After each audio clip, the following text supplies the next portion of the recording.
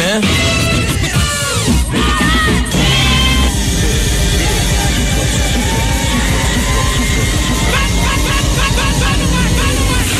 The Wendy Williams Experience.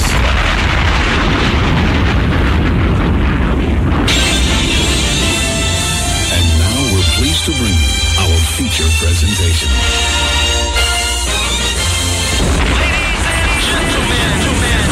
What your ears are about to witness, the greatest queen of all time. Okay, party people in the house. Turn it up, yo. Turn it up. This is it. Allow me to reintroduce this representing from west to east. Just better get it right. Y'all know the name.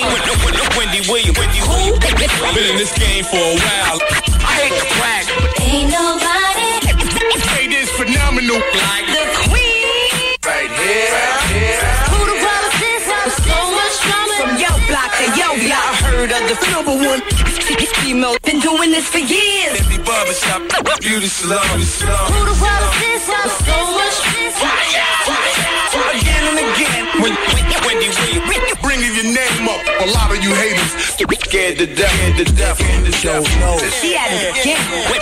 Wendy Williams. She in it to win. Wendy Williams. She back and she staying. Wendy Williams. The ain't playing. I like to present you the winner of the Game Shoes of the Year award. Once again.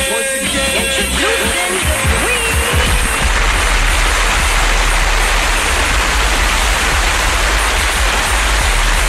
How trifling is it that I have no headphones? Bianca, can you get me some headphones? Look in my one. No, I don't want to use stranger headphones. Death before that.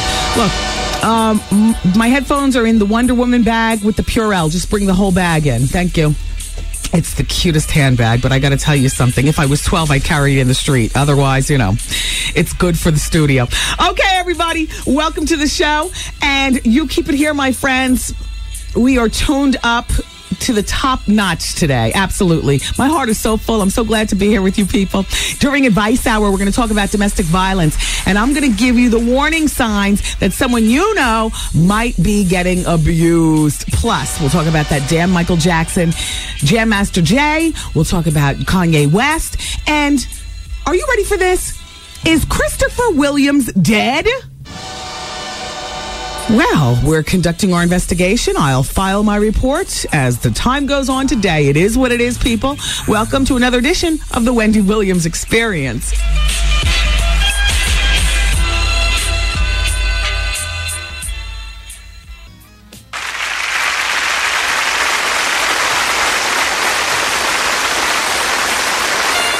Ladies and gentlemen, it is with great honor and distinction that I introduce to you the queen of all media, Wendy Williams. Oh, boy. Hello, everybody.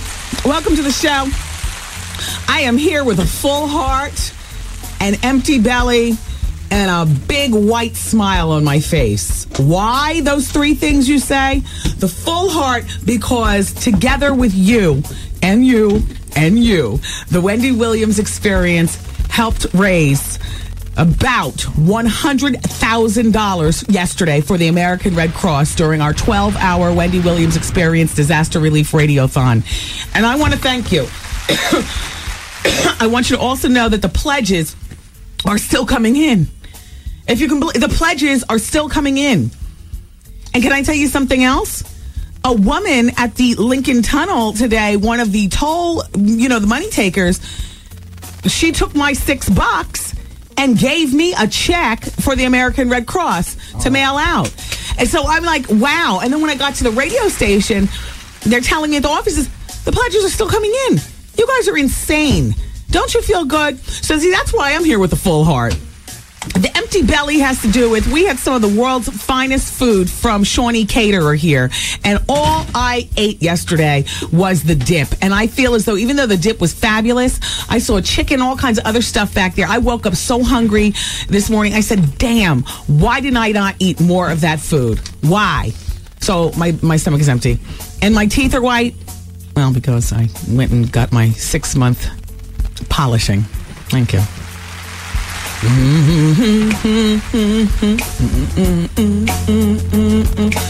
Yes, I'm operating now off 3 hours and 45 minutes of sleep. That's okay. I feel good. Ow! Who has sex more than 4 times a week? You ready for this? Because that was yesterday's poll question on the WendyWilliamsExperience.com. If you're new to the show, then you need to know that I like to know more about you all as well. And so, you know what? Something like this is, and I love that you guys are honest. Do you have sex, was yesterday's question, more than 4 times a week? 85% of people said no. Okay, a lot of people talk that toe game. And a lot of people talk that, I'm moist. Yeah. You know what I'm saying? Why do people feel pressured to talk it, exude it, live it, and sex is everywhere around? But I appreciate the honesty, because I think that this is dead on. This is dead on. Like everybody talks it, dropping it like it's hot. You ever go to a party, you see, girls like backing that thing up, something awful. And fellas, it takes 2 to tango. So you all talk a good game too. Talk about slinging that all day and all night long. You could have it every day, every which way. 85% of people say no, they are not getting it in 4 times a week. 15% of people said yes. That's our crowd. There you go.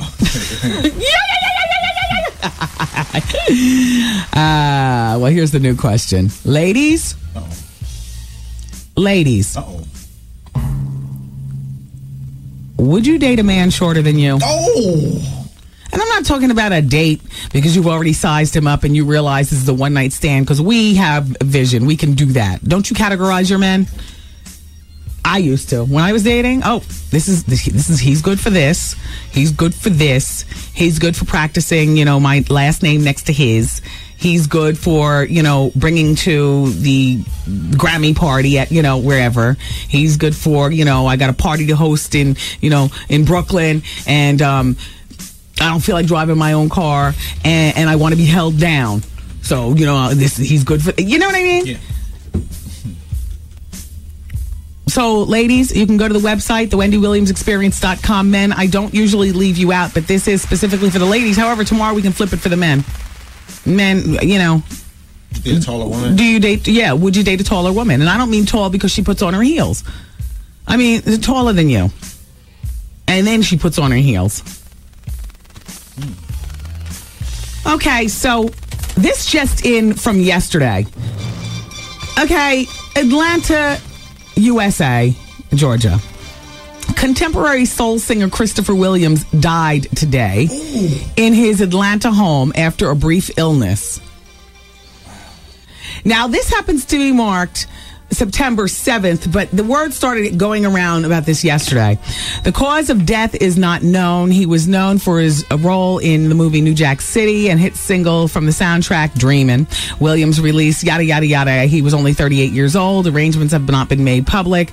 His date of birth is August 22nd, 1967, born in the Bronx, New York, USA. Baby's mother, it doesn't say this, but his baby's mother is Stacey Dash. So, I don't believe this. I don't know. Maybe Christopher, celebrities do this sometimes to themselves. They put it out there. They're looking for attention and so on and so forth. Christopher Williams might not mean a lot to part of this audience listening right now. My Girl Fridays, do you all even know who Christopher Williams is? Yeah. So, but for those of us who know, that would have been one of the stories on the Negro News last night. Now, while I was here doing the a-thon and I was not watching the news, somebody would have definitely let us know. In addition, I didn't see it on anything today. I don't believe this. I don't believe it. I think that, somebody just put this out here. I would not even be surprised if perhaps said person put it out there himself for attention. Because he hasn't been mentioned in a month of Sundays unless we're talking about him beating up somebody, Stacey Dash, or, a woman. I don't believe this to be true. That's my opinion. But I'm investigating, get to the bottom of it. If it is true, then yeah, we lost a once very popular, very talented, very good-looking man. I don't know this to be true, and I don't believe it. See, I don't think that people just die like that and it doesn't get recognized. You know, Christopher Williams might be a has-been, but he's still relevant in the obituary of life. Do you understand what I'm saying? He's still relevant.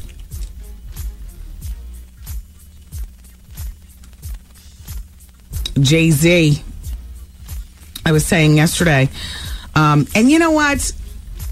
He can spend his money the way he wants. I mean, he covered disaster relief, and then he bought her gift.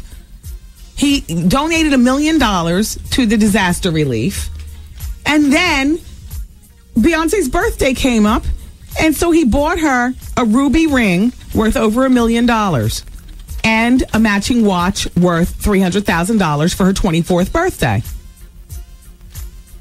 So I did the story yesterday, and in between doing that story, I got like 3 faxes from people, no lie, 3 faxes from people saying, how is it that, he only donates $1 million but has over $1 million to spend on a ring for Beyonce and $300,000 for a watch?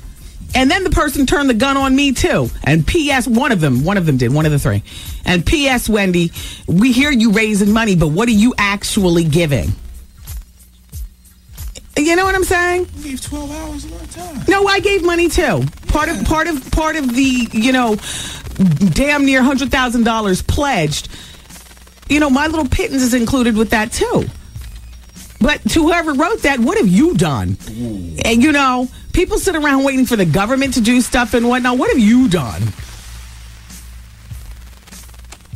And even if it's not for the disaster, at least what are you doing in your community? Or what are you doing to make your household, your living situation better? The gates around your house, your kids, or whatever you got going on there. Maybe bettering yourself going to night school. What are you doing? The country is made up of individual people. And collectively, we're supposed to be a great nation. And I mean, Anyway, so the a-thon is over, and I want to thank everybody for pledging. But honestly, I feel like we didn't do the gags and the I just like a large part of the funny was gone yesterday, and I want to get that back today. So I requested no guests on today's show. Do you mind? Can we just be intimate together just before we open the front door for guests to come in? Maybe tomorrow we'll have company. Today it's just me and you, and I like it that way. So, and you know what? And because we were using the 866 Get Wendy lines to pledge, I didn't even get a chance to talk to near one of you yesterday. It was just all about the pledges. So please, I invite you to blow up the phones at 866 Get Wendy. Talk about whatever you want. And then the fax machine was all about finding out that they just pledged and whatnot. It was like a different kind of day yesterday. It was a real special day, but that was yesterday. Today is today. And, fax. I missed you yesterday, baby. I know that you were here because, otherwise we couldn't have raised that money. But honest to goodness, I need more of your time. All right, so the fax machine is 866 Wendy Fax, and the phone lines and whatnot, and we'll talk. I mean, there's a lot going on. And regarding that domestic violence thing, someone is being abused. And I've got the warning signs coming up next hour for Advice Hour. You keep it here to the experience. Thank you. Wendy, man. So, Whitney, is there drug use at this present time? Who are you talking to? To you, Whitney. You. No, you're not talking to me. I'm a mother. Only my mother has privy to that information. You talk to your child about that. Don't ask me no questions like I'm a child. Don't ask me like I'm a child, because I'm not a child, Wendy. The Wendy Williams Experience. Stevie Arrington. 107.5 WBLS, today's R&B and classic soul in the Wendy Williams Experience. We are doing the Wednesday afternoon Scooby-Doo. It's a beautiful day in New York City.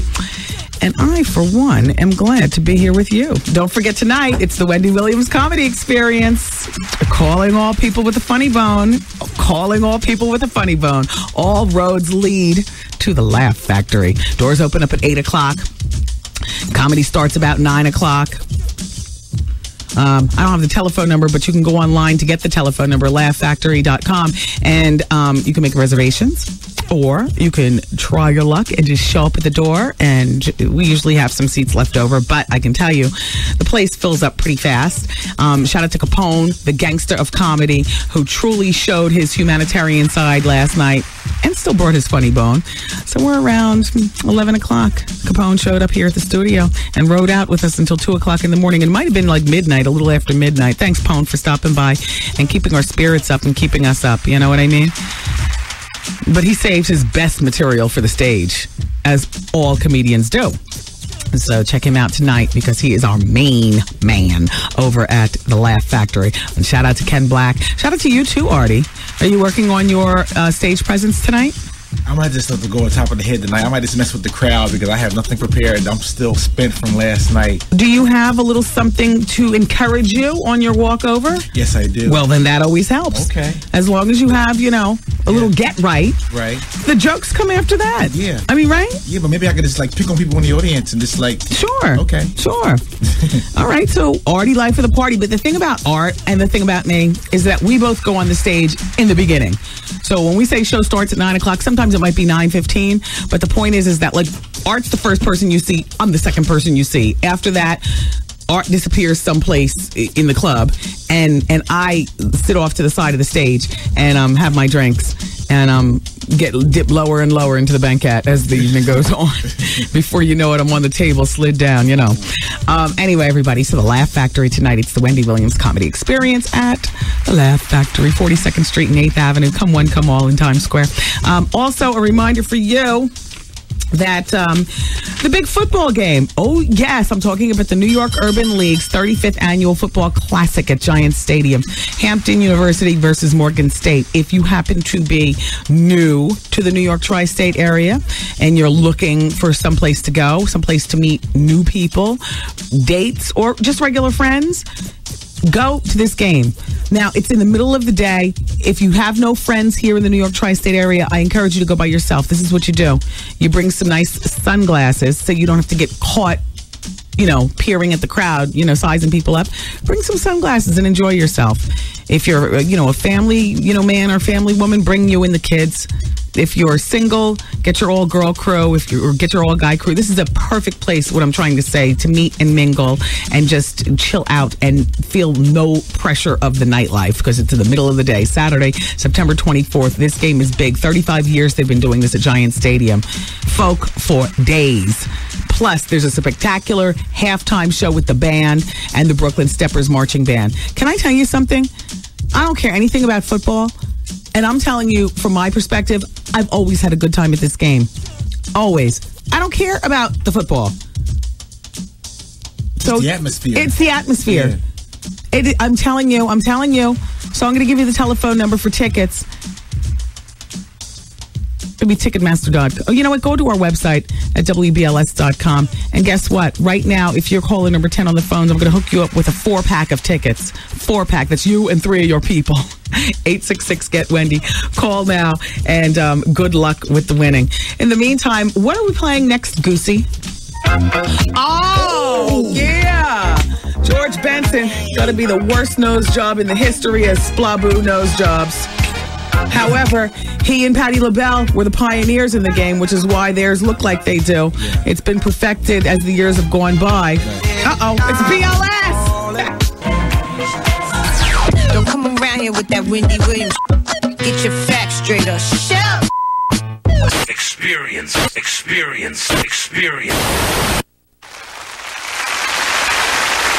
Yeah, everybody. It's the Wendy Williams Experience on the radio. Hello.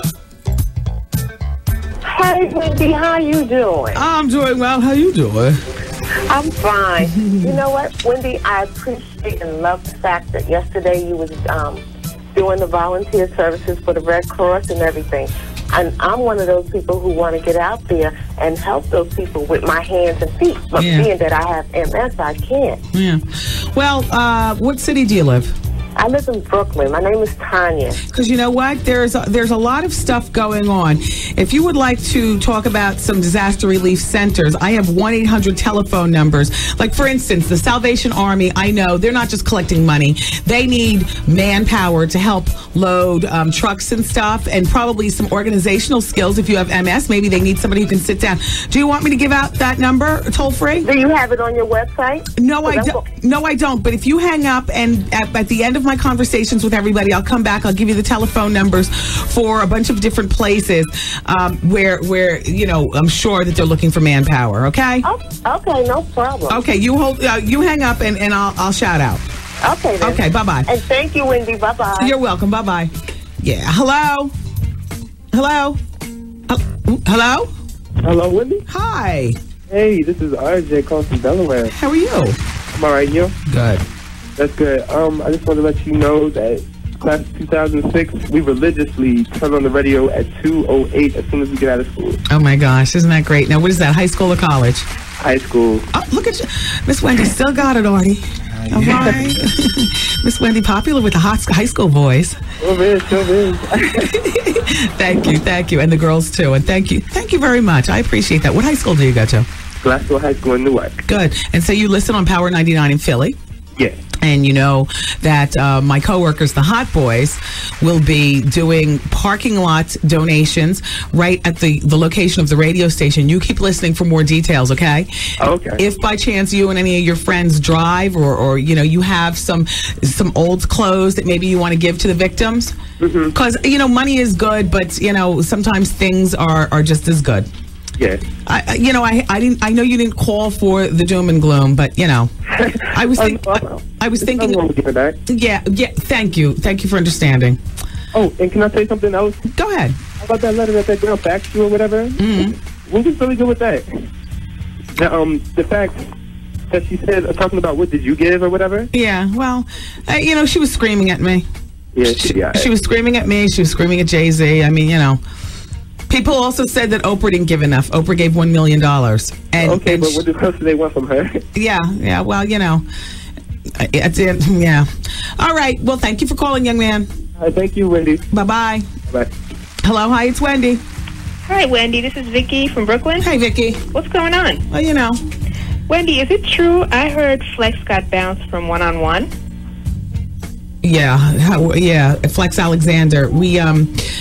We're still investigating that story. Apparently, there was some sexual harassment behind the scenes. One of the young girls was ordered to lose weight. She took it drastically and got liposuction. That was a Spirit from the show. From what I understand, and I love the girl who plays Penny Proud and Brianna on the show. I can't think of her name. She's called the show Kyla Pratt. Right. But I'm hearing that her attitude is beyond, you know, in real life regarding how she rules that set. And so, you know, there's a whole lot of upheaval going on in that show. What the truth is, it probably lies somewhere in between.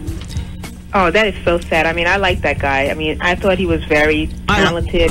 Very handsome. And seemed real family-oriented in real life, right? Right. Yeah. I thought it was probably the networks were having a hard time with the storyline and the fact that it was a single responsible black man trying to raise his daughter. But yeah, well, you know, the other flip side of that is it could be this seemingly single responsible black man on TV and a married responsible black man with a child in real life, and then somewhere in between some sexual harassment comes, it becomes bad for everybody, and they silently give him the boot. I don't know that to be true, but there's a whole bunch of different sides that we can look at this story. So, you know, we're still investigating. Well, I hope you get him on the show. Well, you know what? We talked to him about 4 weeks ago.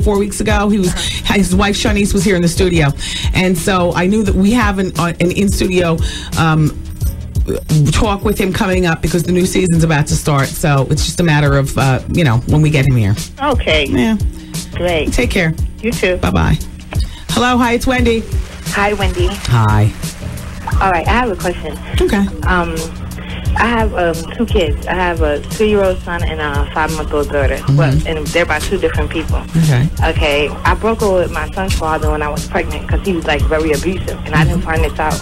This only happened once I got pregnant. Mm-hmm. And so now, you know, I broke up with him, and that was that. And but after the baby came, matter of fact, he was locked up when he was born because of the abuse. But by the time the baby came out, he came to see me when he came out. And then after that, he would rarely see him. His mother has like literally nothing to do with my son. Mm-hmm. So I would always have to be the one to call him to come get him and this and that. Yeah. And now that he's 2, he's been diagnosed with autism. And that's running his family, not mine. So I called him, to spend time with him and to answer some questions about the people who are evaluating him, because that's not in my family history, and I don't know that much about his. So now it's been like a month. He didn't even call me, don't come see him, and I'm always the one that has to put the effort forward. So I want to know, is it wrong if I just completely cut him out of my son's life?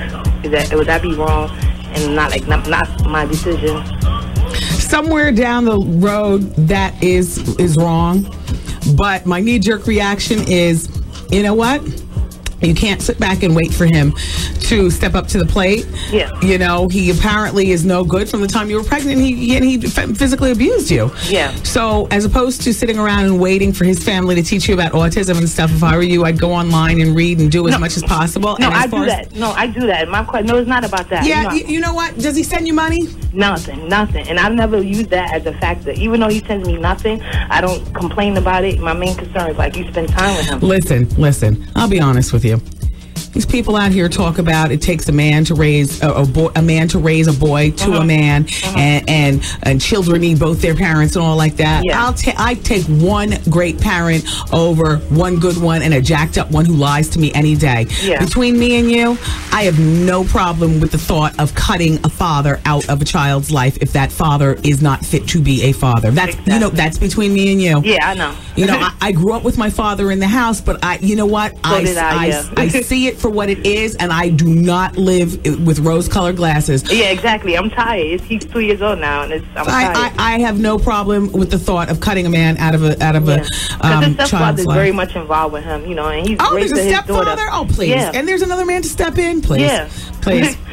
All right. Well, I wish you well. I think you know what you're going to do from this point on. All right. Thank you, Wendy. Take care. Bye-bye. Bye-bye. Okay. It's not Advice Hour now, but I helped her out. Advice Hour is coming up next hour. I'd love to hear from you on the telephones. So they're wide open. Call, my friends, with your snafus. 866-GET-WENDY. It's 866-GET-WENDY. Advice Hour is next on the Wendy Williams Experience. Thank you.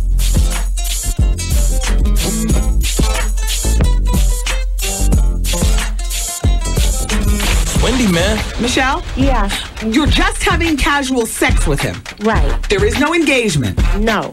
He's got a girlfriend. So-called. I'm pregnant now. Should I keep it? Wait, hold on for just one moment. I'm about to reach through the phone and crack her skull. The Wendy Williams Experience. Everybody needs some. Should I leave? Is that selfish to my son? Come get some. Let me tell you, Wendy, it's really a trouble with a dude. Advice out. I'm having a problem with my fiance and his family. I was in a relationship with this girl for 18 months. She told me the relationship meant nothing. Always drama. Call Wendy right now. 1-866-GET-WENDY. Fax Wendy at 866-WENDY-FAX. Wendy, can you give me advice?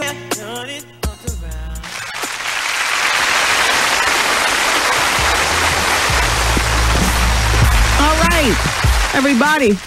What's going on? It's the Wendy Williams Experience. It's Advice Hour. And by the way, the results from yesterday's People Poll question are a little startling. The question was, do you have sex more than 4 times a week? 85% of you said no, and 15% of you said yes. Startling, I say, because I do believe that the people who said no are telling the truth. We're finally getting to the bottom of where, you all are answering the People Poll questions, I feel, correctly. So for those of you who aren't getting it in like rabbits, you're just succumbing to what you see around you in life, sex everywhere.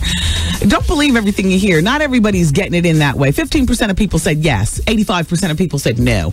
The people poll question on the website right now is, for the ladies, would you or do you date men shorter than you? Yes or no? And you can go to the WendyWilliamsExperience.com to answer. In the meantime, dear Wendy, by the way, I do have those toll-free telephone numbers if there's more that you want to do for hurricane relief. If you just keep it here, I'll give you the toll-free numbers. I've got the American Red Cross, Operation Blessings, America's Second Harvest, Church World Services, and Salvation Army and whatnot. Dear Wendy, I need your advice. I'm engaged, and I have been for the past 2 years. I almost got married last year, but I got cold feet. You see, I love my fiance very much. I'm also in love with him. But my dilemma is that I've been Wait, no. My dilemma is that I've been with my fiance for 6 years and I've been sleeping with my lover for about the same amount of time. I can't stop sleeping with my lover, and I know he loves me, although he has a girlfriend. He has had the same girlfriend since we've started sleeping together about 6 years ago. Look, Wendy, I want to marry my lover, but I also want to marry my fiance. I just feel so addicted to my lover that I can't seem to let him go. He tells me all the time that he doesn't want to marry his girlfriend, but I don't know why he stays. What do you think? I think he's never going to marry you, because not only is he not going to marry you, you're not even worthy to be his girlfriend. Otherwise, he would have broken up with his girlfriend. Think about it. There's 4 of you, right?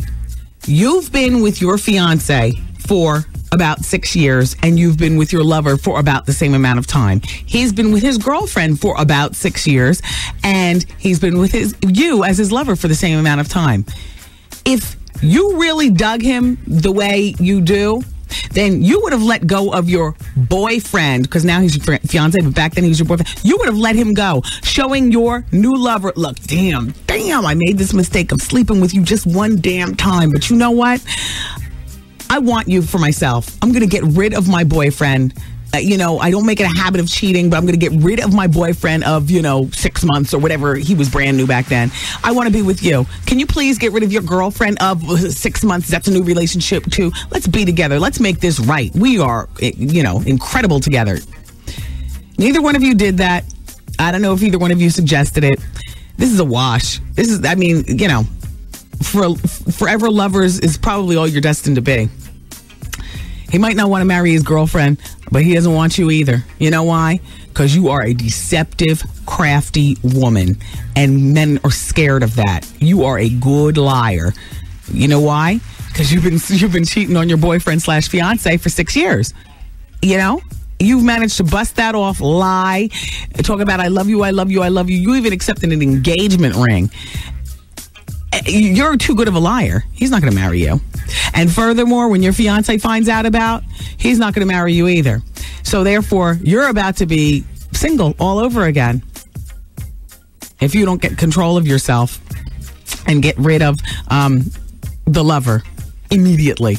Immediately get rid of the lover, erase him from your memory, and with any luck on your part, you'll be able to pull this deception off, go on and get married, and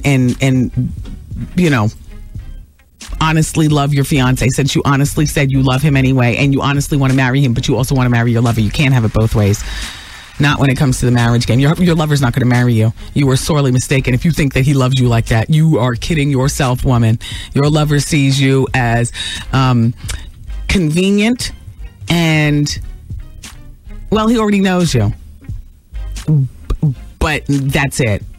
And a good liar, by the way. Your lover sees you as an excellent liar. Hello. Hello, Wendy. Hi. What's up, sweetheart? How are you today? I'm all right. Good. I need your advice. Okay. I've been out of college maybe about 2 years now. Mm-hmm. And when I was in school, it was this girl, you know what I mean? And we used to really kick it like real hard. And, she was cool. I never got it in, but she was like, she was the one, for real. Okay. You know what I mean? So basically, I just started thinking about her all of a sudden, really. And she lived in Yonkers, you know what I mean? And I just currently moved to Jersey. So I'm thinking, should I try to find her and see like if she was really, really the one, or should I just leave it alone? Am I telling myself for a dream, basically? I love this story. No, I think you should find her. But I don't know how to go about it. Okay, she might not be a part of the college alumni. I know I didn't get involved with that until, several years out of college, because I was still under shell shock of being, of all that schooling. However, peoplefinder.com is a good one, and Art's giving me another one. What is that? Oh, Google her name. I tried to Google her the other day, but nothing came up. Okay, well, you know what? Everybody listens to the radio show. Why don't you say her first and last name and what school you went to, and say your name too. It's not corny. And if she emails or faxes us, then we'll let you know, and like that. Oh, you sure they ain't corny? Well, I don't think it's corny at all. You've only been out of school for 2 years. You never had sex with her. It's totally a heartfelt gesture. I wouldn't think that was corny at all if a guy came looking for me. Oh, okay. Yeah. So, should I say her name? Do it. Her whole name? Yes, Sarah. Oh, Akira Prashad. She live in Yonkers. Last I heard, she live in Yonkers. Okay. And what school did you go to? I went to Border College in Atlanta. I really do think that you could possibly get in touch with the Alumni Association, only because even if she's not a member of that, they probably have some sort of record or something like that of an address, an email address, anything. You know what I mean?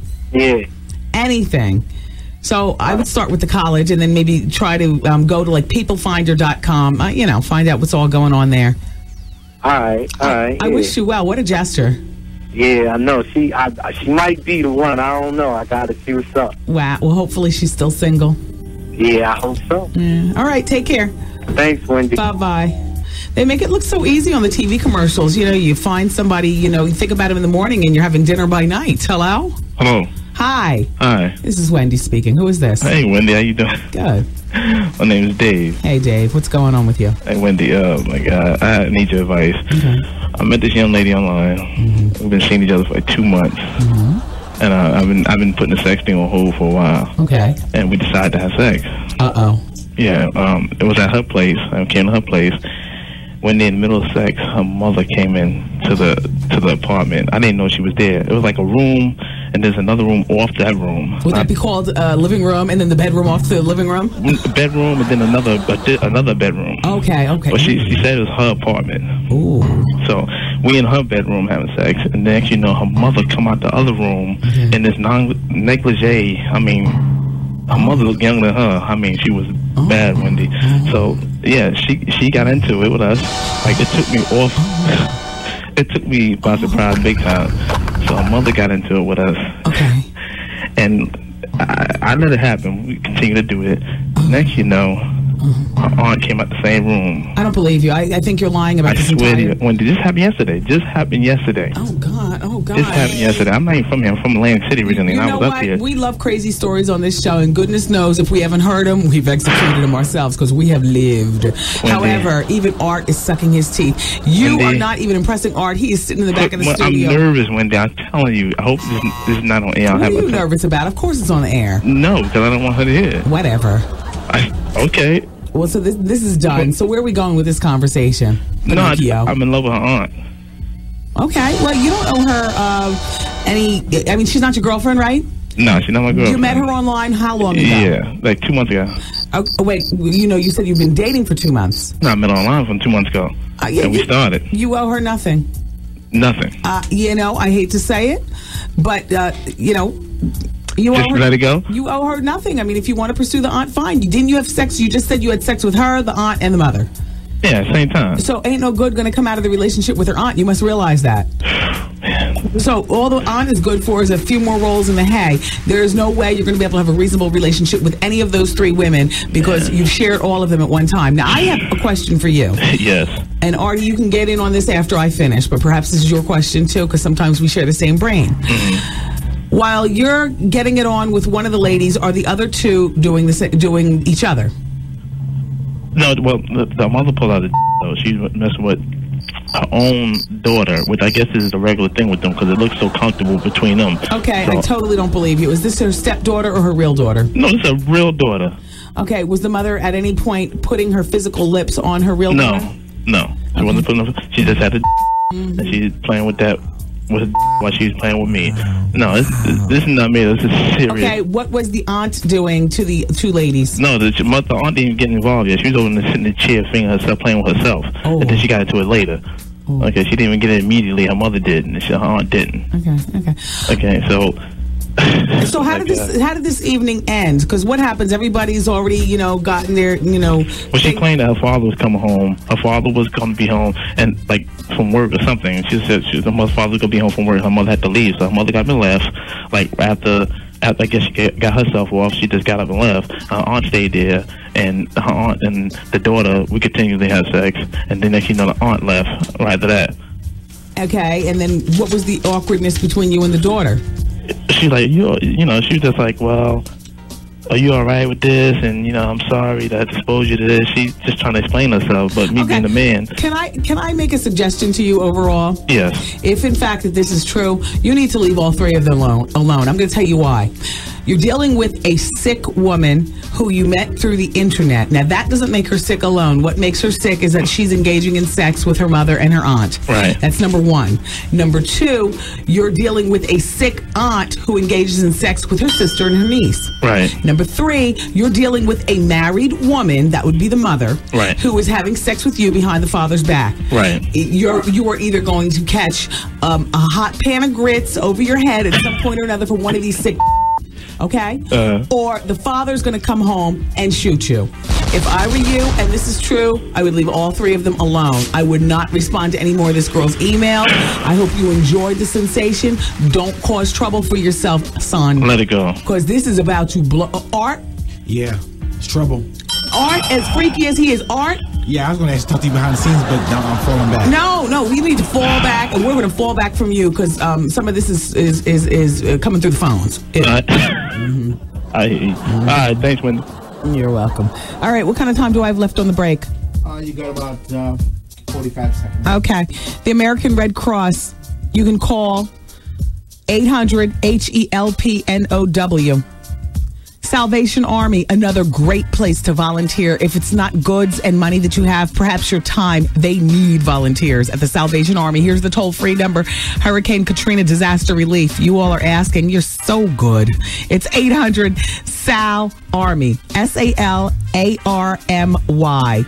All right, that's the toll-free number. Here's Church World Service at 800-297-1516. Have you heard of Operation Blessings? 800-436-6348. Domestic violence. We'll be talking about it next as Advice Hour continues. Keep it here. It's Wendy, man. I've been talking to this young lady. She called me at home and I was listening to your show, and she says that she doesn't know any straight guys that listen to the Wendy Williams show. No, plenty of straight guys listening to the show. All right, so yeah. Ow. So what should I tell her? Just tell her how you doing. The Wendy Williams Experience. Hey, everybody. It's the Wendy Williams Experience, broadcasting live in New York on 107.5 WBLS. Your radio station for today's R&B and classic soul. Well, we've got 24 hours before the big announcement that will affect everybody listening. Oh, yeah. We got caught up there for a moment. Giving money to the American Red Cross yesterday. I haven't forgotten about the big announcement that the bosses are, well, they say they're going to let me make tomorrow, but I was going to do it regardless. Do you guys know about the announcement? Do you know, Art? Do you know what the announcement is? It's big, right? Very big. I'm excited. Yeah, me too. All right, so you all keep it here because tomorrow is the big announcement. In the meantime, right now it's time for you to win. My radio station, we've got passes for Friends and Lovers. It's the stage play based on Eric Jerome Dickey's novel. It's at the Beacon Theater. Yeah, September 20th through 25th. So caller number 10 wins right now. Dial 866-GET-WENDY, and you'll pick up those passes. And, another thing that my radio station is doing, which is really fabulous, in October. I know it's only September, but October is next month, especially if you're talking about the 1st and 2nd. Hello! October 1st and 2nd. The place to be is the Jacob Javits Center for WBLS's Circle of Sisters. It's an expo uniting today's women of color, and that includes you. Okay, we're featuring shopping and hair and beauty and fitness and nutrition, fashion shows, seminars on wellness and live performances, all kind of stuff going on. It's 2 days, October 1st and 2nd. Jacob Javits Center is the place to be for the Circle of Sisters Expo. Okay, if you want more information, you can log on to our website at WBLS.com. We got a full rundown of who all is going to be there October 1st and 2nd. But I can tell you one thing right now. If you've ever wanted to see Superhead as she forms the words to talk, because you wonder how a superhead says things like, ooh. What do those lips look like? Do they look like ooh? Or do they look like ooh? You say? Oh. Yeah, or do they look like oh? You know. Yeah, you wonder. Hello? A superhead is going to be featured. You know, we know what's hot in the streets. She likes to be called Corinne. Whatever. Oh. Anyway, go to, I don't know whether she's there October 1st or 2nd. I can't even think, but go to the website, okay? Because we've got she's just one of the many authors, I might add. We've got the fabulous Elin Harris flying into town to expound on his several New York Times best-selling books, his wealth of knowledge concerning gay men, men on the down low, men on the up high. Ladies, Elin Harris is that dude. Okay, Reverend Al Sharpton. See what I'm saying? We got a great lineup for you. I'm very enthused about Circle of Sisters. Talk about wellness and hair and shopping and nutrition, fashion shows. Go to the website, find out which day you're going to go, October 1st or 2nd. Or are you going to go both days? And we're running a little sale now. Yeah, if you buy one ticket, you get the second one free. So there, you can't beat that. So call Ticketmaster and pick up your tickets at 212-307-7171. You can log on there at your desk at work at Ticketmaster.com. Visit our website before you do anything because you just want to make sure you're buying for the right day or buy for both days. It's all going down at the Jacob Javits Center, October 1st and 2nd. It's the WBLS Circle of Sisters. We want you there and you will not regret it, girl.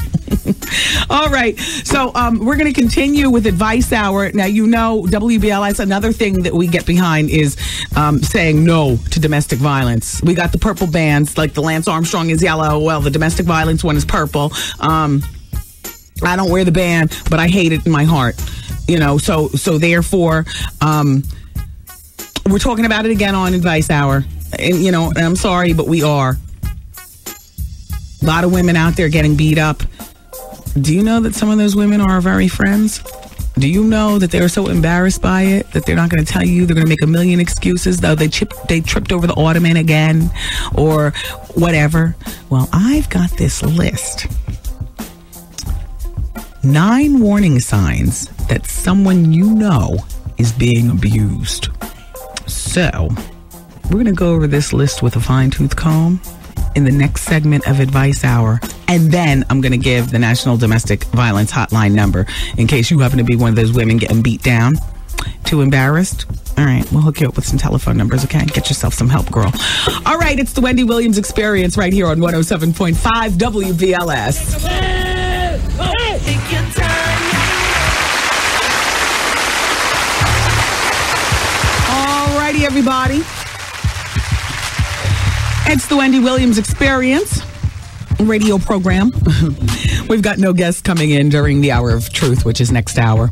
And people are flooding me with the same email everybody's been getting concerning Christopher Williams. And we'll talk more about that during the Hour of Truth. But this is Advice Hour right now. I wanted to talk about domestic violence again because it needs to be talked about. Until the day comes when men are not beating up women, when women aren't feeling that they deserve it or being grateful for the beatings because at least he's showing you some kind of attention. I won't stop, you know, and people who talk about it won't stop.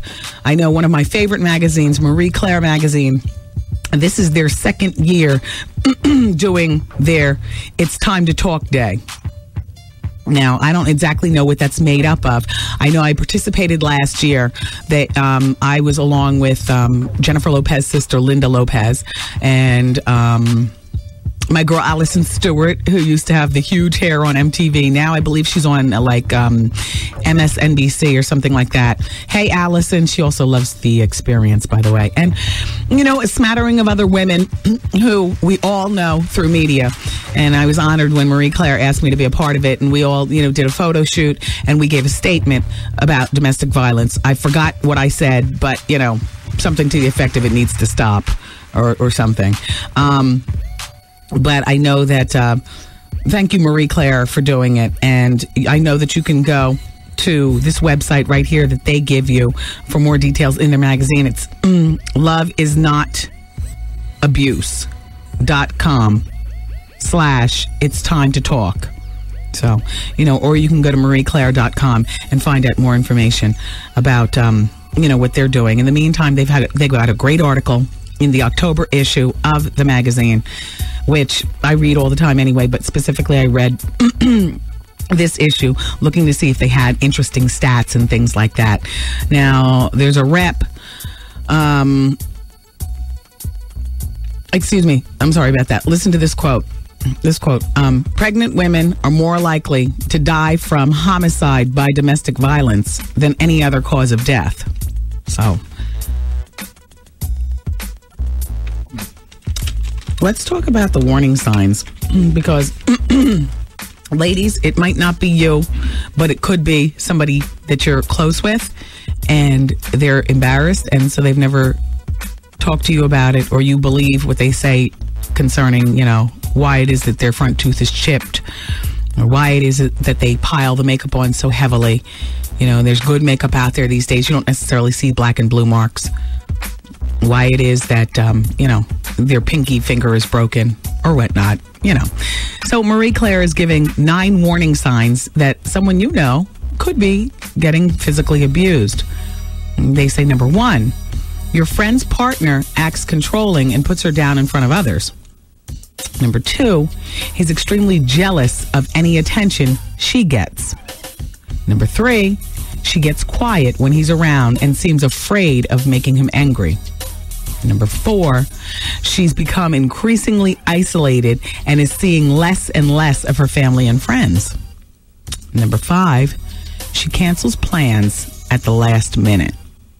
Number 6, he controls her finances, her behavior, and her social life.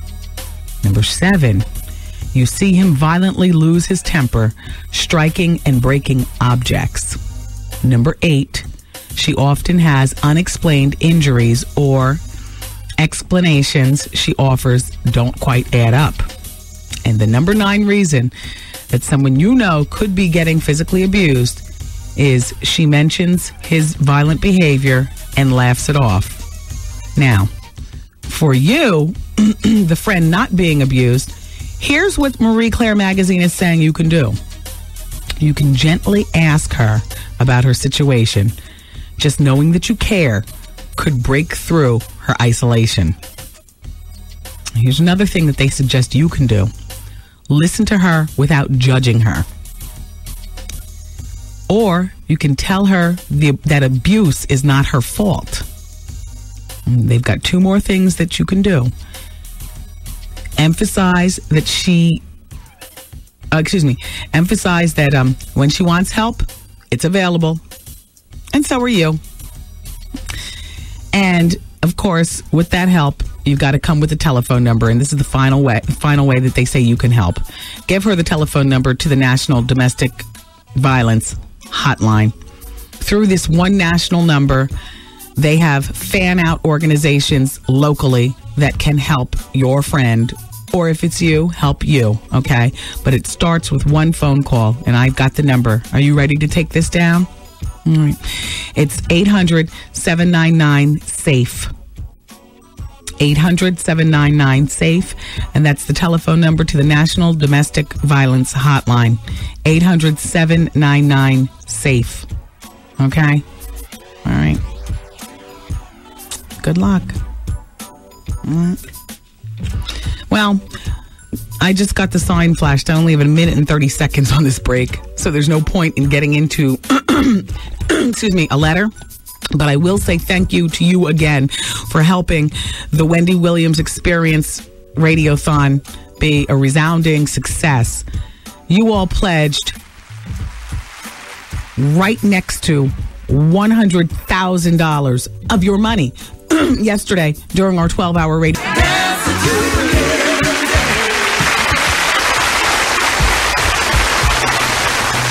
Yeah. It's the Wendy Williams Experience, everyone. Thanks for being here. Walter Cronkite is in love and about to get married. He's still living? He's 88 years old. Wow. I'll tell you what, ladies, as that whole thing goes, with like much older men like that, I applaud his new woman. Listen to how it went down. So Walter's 88. His wife of more than 60 years died of cancer this past March. So he met this woman, Joanna Simon. She's 64. And she happens to be the sister of the singer Carly Simon. Joanne herself is an opera singer. And she apparently was the shoulder to cry on woman. That was the go-to, mourning the death of his wife. Now, whether or not she started out being a jump-off of many years, I don't know. I'm not even going there. The point is that, he's got one foot in and still got a lot of money.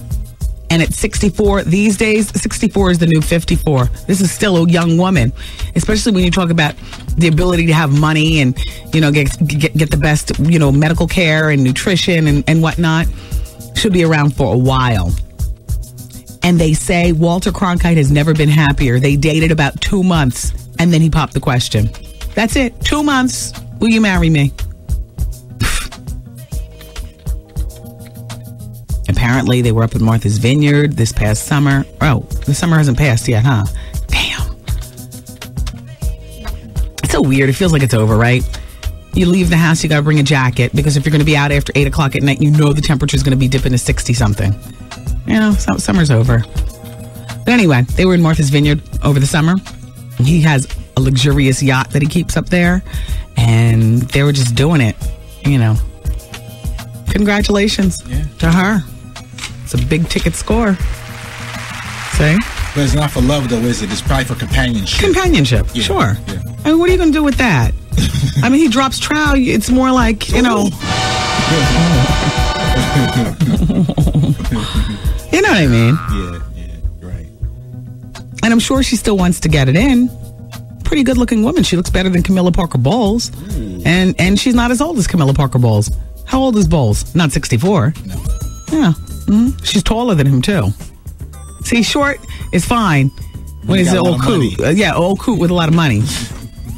But also he's fat, like he's a roly-poly. So he makes up for the short by being wide, stout. Yeah. I'm a little teapot, short and stout. See? Yeah. Here's my money and here's my... Can you clean up my gout? Oh. 88. What is it? What is gout? Is that something that you get? Oh, never mind. Feet. That's with your feet? Feet. Swells. Yeah, gout, like I said. Shout out to everybody, who's been sending me this email pertaining to Christopher Williams. Listen, the reason that we all know that this is not true, think about it, people. First, I'll read it to you again. In case you haven't gotten it, you'll get it within the next 24 hours. Atlanta, Georgia. Contemporary soul singer Christopher Williams died today in his Atlanta home after a brief illness. The cause of death is not known. He was best known for his role in the movie New Jack City and the hit single from the soundtrack Dreamin'. Williams released his CW debut in 1987, which Williams turned gold and reached '1. Damn, that's not even written correctly. This is not even a good obituary. His 1993 album Changes featured his hit Every Little Thing and Come Go With Me. In 1995, Not a Perfect Man brought a new direction for Williams, his first album as a soul executive producer, using elements of reggae, R&B, hip-hop, and country. Yada, yada, yada. He remained out of the public spotlight, spending much of his time in and around his Atlanta home. He was only 38 years old when he passed. Arrangements have not been made public. Date of birth, August 22nd, 1967. Born in the Bronx, New York, USA. R&B music artist. This is a lie. Because our brethren in Atlanta are sending this to me. Asking, I've been getting it from everywhere. But mostly, if he died in Atlanta and our brethren in Atlanta are asking me if it's true, it's definitely not true. Because I know the Frank Ski Morning Show, Hey Frank, Hey Wanda, would have been all over it. I know that the Atlanta news would have been all over it. And people in Atlanta would be able to call up or write us, the rest of us outside of Atlanta, and verify. Oh, yes, it was featured on Action News, last night. Oh, yes, it was on the news this morning. Oh, yes, it's a big to-do. This is not true. And I don't put it past artists to do this, to themselves so that we get to talk. And look, we've wasted 2 minutes talking about is Christopher Williams, dead or not? And he's perfectly alive. You're probably listening to this show online from his Atlanta home. Laughing. Yeah, now they're talking about me. Yeah, now what can I do? Now this is the time to call up BET so I can participate in the hurricane relief-a-thon, because normally he wouldn't get asked at this particular point in his career to do something like that. It's not a paid gig, but it's visibility. You know what I mean? And when it comes to the spotlight, people get drunk with it. Like, they gotta have it. So, shout out to Christopher. Glad to hear you're alive. Well, I don't believe this. And I didn't say you wrote this yourself. I'm just saying I don't put it past artists to want attention. And for the young man looking for his college classmate, oh, thank you so much, Shay, for sending this. You're so helpful, darling. This is good for anybody searching for classmates. Are you ready? Shay sent the website. It's so easy to remember. Classmates.com. Yeah.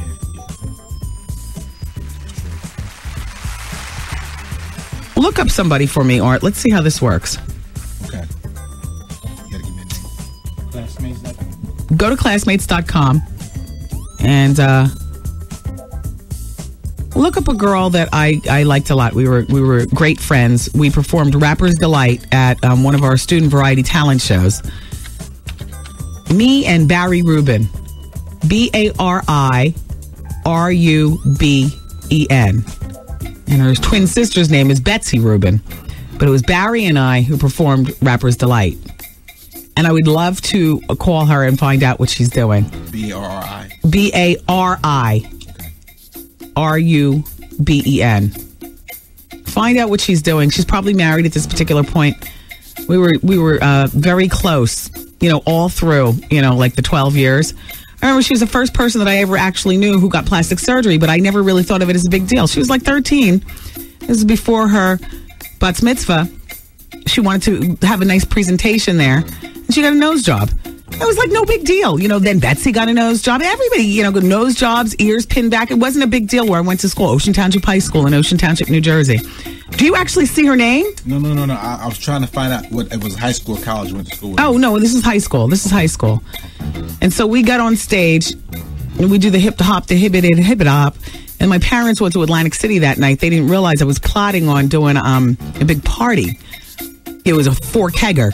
Do you know what I'm saying? Because that's how we got down in Ocean Township, And you could either use the cup or you just, put your mouth right up to the joint into the tube and just,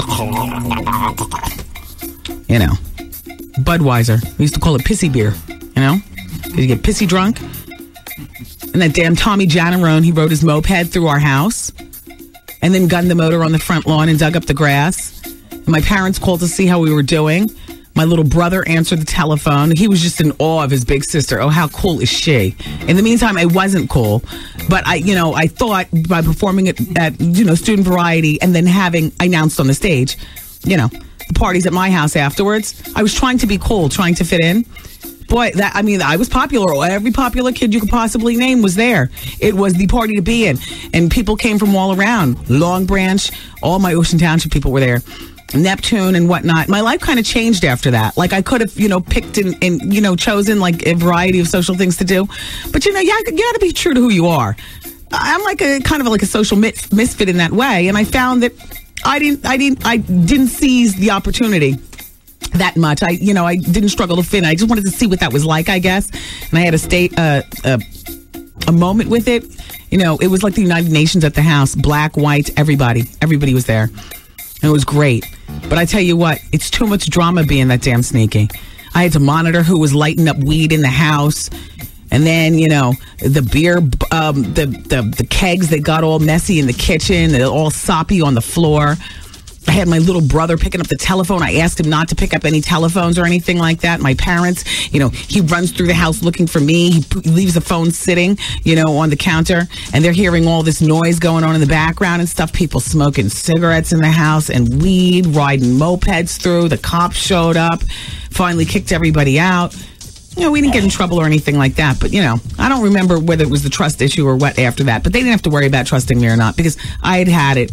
I knew what it was like at that point to be on the A-list for that one moment, for those, 5 hours of hell going on in our house. I didn't want no part of that anymore. You know what I'm saying? It was just all too much.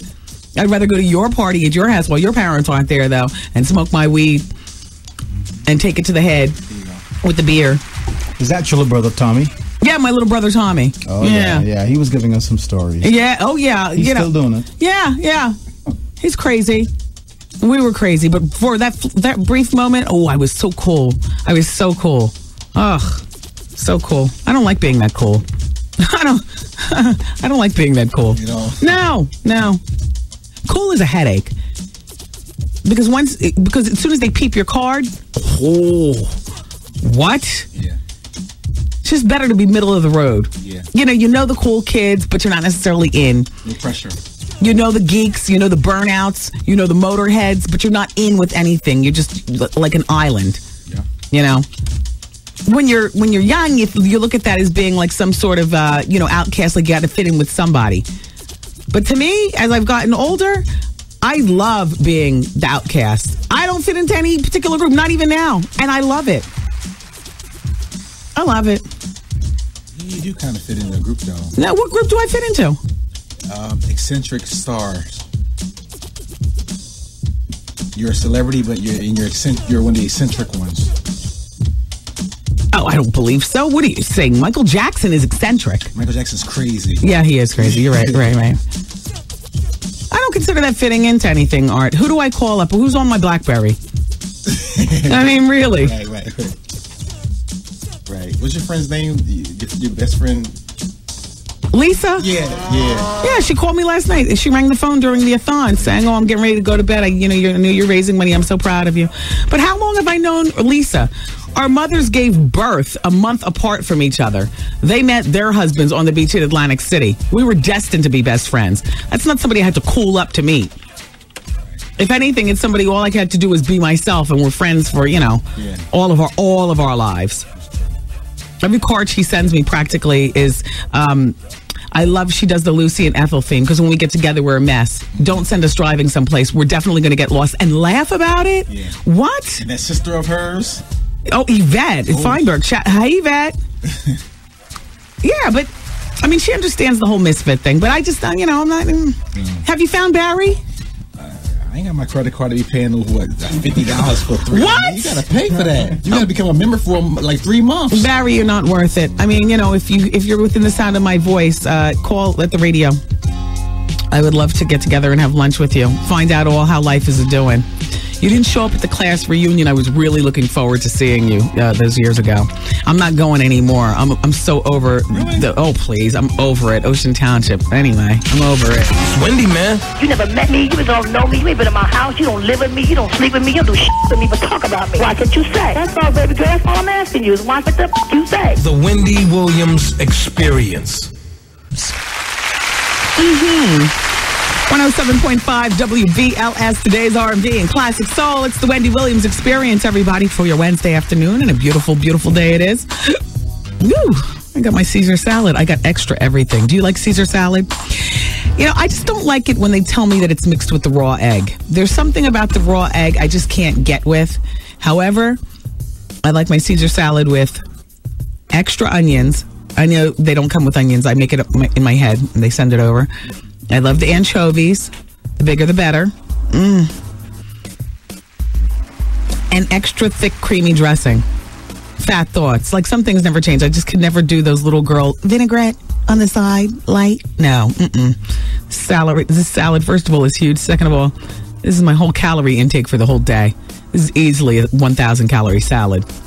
So the purpose of the salad is really not to lose the weight as much as it is to get the green. It is swimming in everything. And I love it. How does it smell in here? All fishy and nasty? It smells good, but is everything else swimming in it? Yeah. This salad got it going on. Shout out to Sarge's on 3rd Avenue. These are the best. Vaughn Harper will be in at 7 o'clock with The Quiet Storm, everybody. Every weeknight, he comes on right after me. Vaughn, thank you so much for allowing me to use part of your space last night to do my radiothon. You too, Champagne. Thank you all. Then Rosie came in at 2 o'clock and took the wheel. Champagne was actually on earlier yesterday, so she did get her jock shift in, and then she stayed and she helped answer telephones for the radiothon, which was fantastic. And if you haven't heard, I want you to know that you, just by listening or whether you donated, you are part of the audience that helped raise, or should I say, you were part of the pledge audience, because I don't know whether you pledged or not, but if you didn't, then, you know, I know your heart was there. Maybe you said a prayer for the victims in New Orleans, but we got pledges of damn near $100,000. Isn't that fantastic? Yeah. In between all that toe talk, there were a lot of people who pledged $500 and more. We ran out of bobblehead dolls at a certain cutoff point. A lot of people that pledged $100 and more, $500 and more. A lot of people pledged like $20. You know, people gave what they could. So, you know, we appreciate that, everybody. The a-thon was a success. And I woke up this morning and I thought I'd be dead tired after like 3 hours of sleep. I had to, you know, get my kid to school this morning and stuff, you know, and he was right there, you know, 7 o'clock in the morning, standing and looking. I was like, oh boy, here we go. But I feel fine. You don't look tired. So. No, well, you know, I also know that we have the Laugh Factory tonight. Oh, yes. Yeah, it's going to be a very long day. Yes. And the weekend's coming. Yes. You know what I mean? Mm-hmm. Like, I look forward to that. The weekend's coming. Yeah. My kid starts boxing this weekend. Oh, yeah. Right now. That's a sporting event that has long history in my family. You know, my father was an AAW. Wait, what do you say before you go to the Olympics? AAU? He was an AAU boxer. Okay. Yeah. Then my brother boxed. You know, just, you know, like a lot of the kids today, they do karate, you know, or whatever. You know, like, you know, my lover boxes. Yeah. And now my son, you know, his instructor said that they start him at 5. The kid, you know, is like 4 feet tall at this point, maybe a little over, and he weighs 97 pounds. He's a big, husky kid. Needs to get out there and do something. So boxing as opposed to karate. He starts that on Saturday. So mother will sleep. He will sleep. I will sleep. Vaughn will be in, though, at 7 o'clock with The Quiet Storm. And I want you to know also that Vaughn, tomorrow, everyone, will be over at NJ Pack. The J.C. Morgan Chase over there is having Sounds of the City. It's a free concert series in downtown Newark. Vaughn is going to be hosting that, and you need to probably call and get more information. Although, if it's free, why do you need to call? It's not going to rain. That's what you need to understand. There's no rain in the forecast tomorrow. This is free. Go. You can call. All right, here's the information number. 888-GO-NJ-PACK in Newark. It's 888-GO-NJ-PACK, okay? And that's a reminder from your radio station with the R&B and classic soul guarantee, 107.5 WBLS. Said I got wrecked in jail. Picture that. Revenge is a payback. Get your gas. Wendy Williams and I'm break back on the neck, down your throat. Anybody ever see Wendy Williams' fat ass? I'm about to put a $20,000 hit through Jenny Craig to come find your ass and put you in a fat farm. Thug like outlaw West Side. It's Tupac, so you know he said it. Experience. Wendy with the throwback from way back. For Wendy Williams Experience. For Wendy Williams Experience.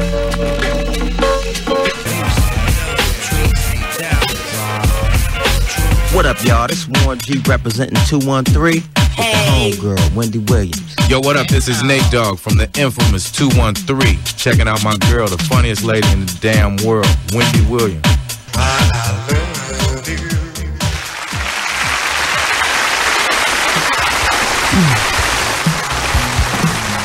All right, it's the Wendy Williams Experience. Hello. Shout out to Tona or maybe this is Tana and Debbie.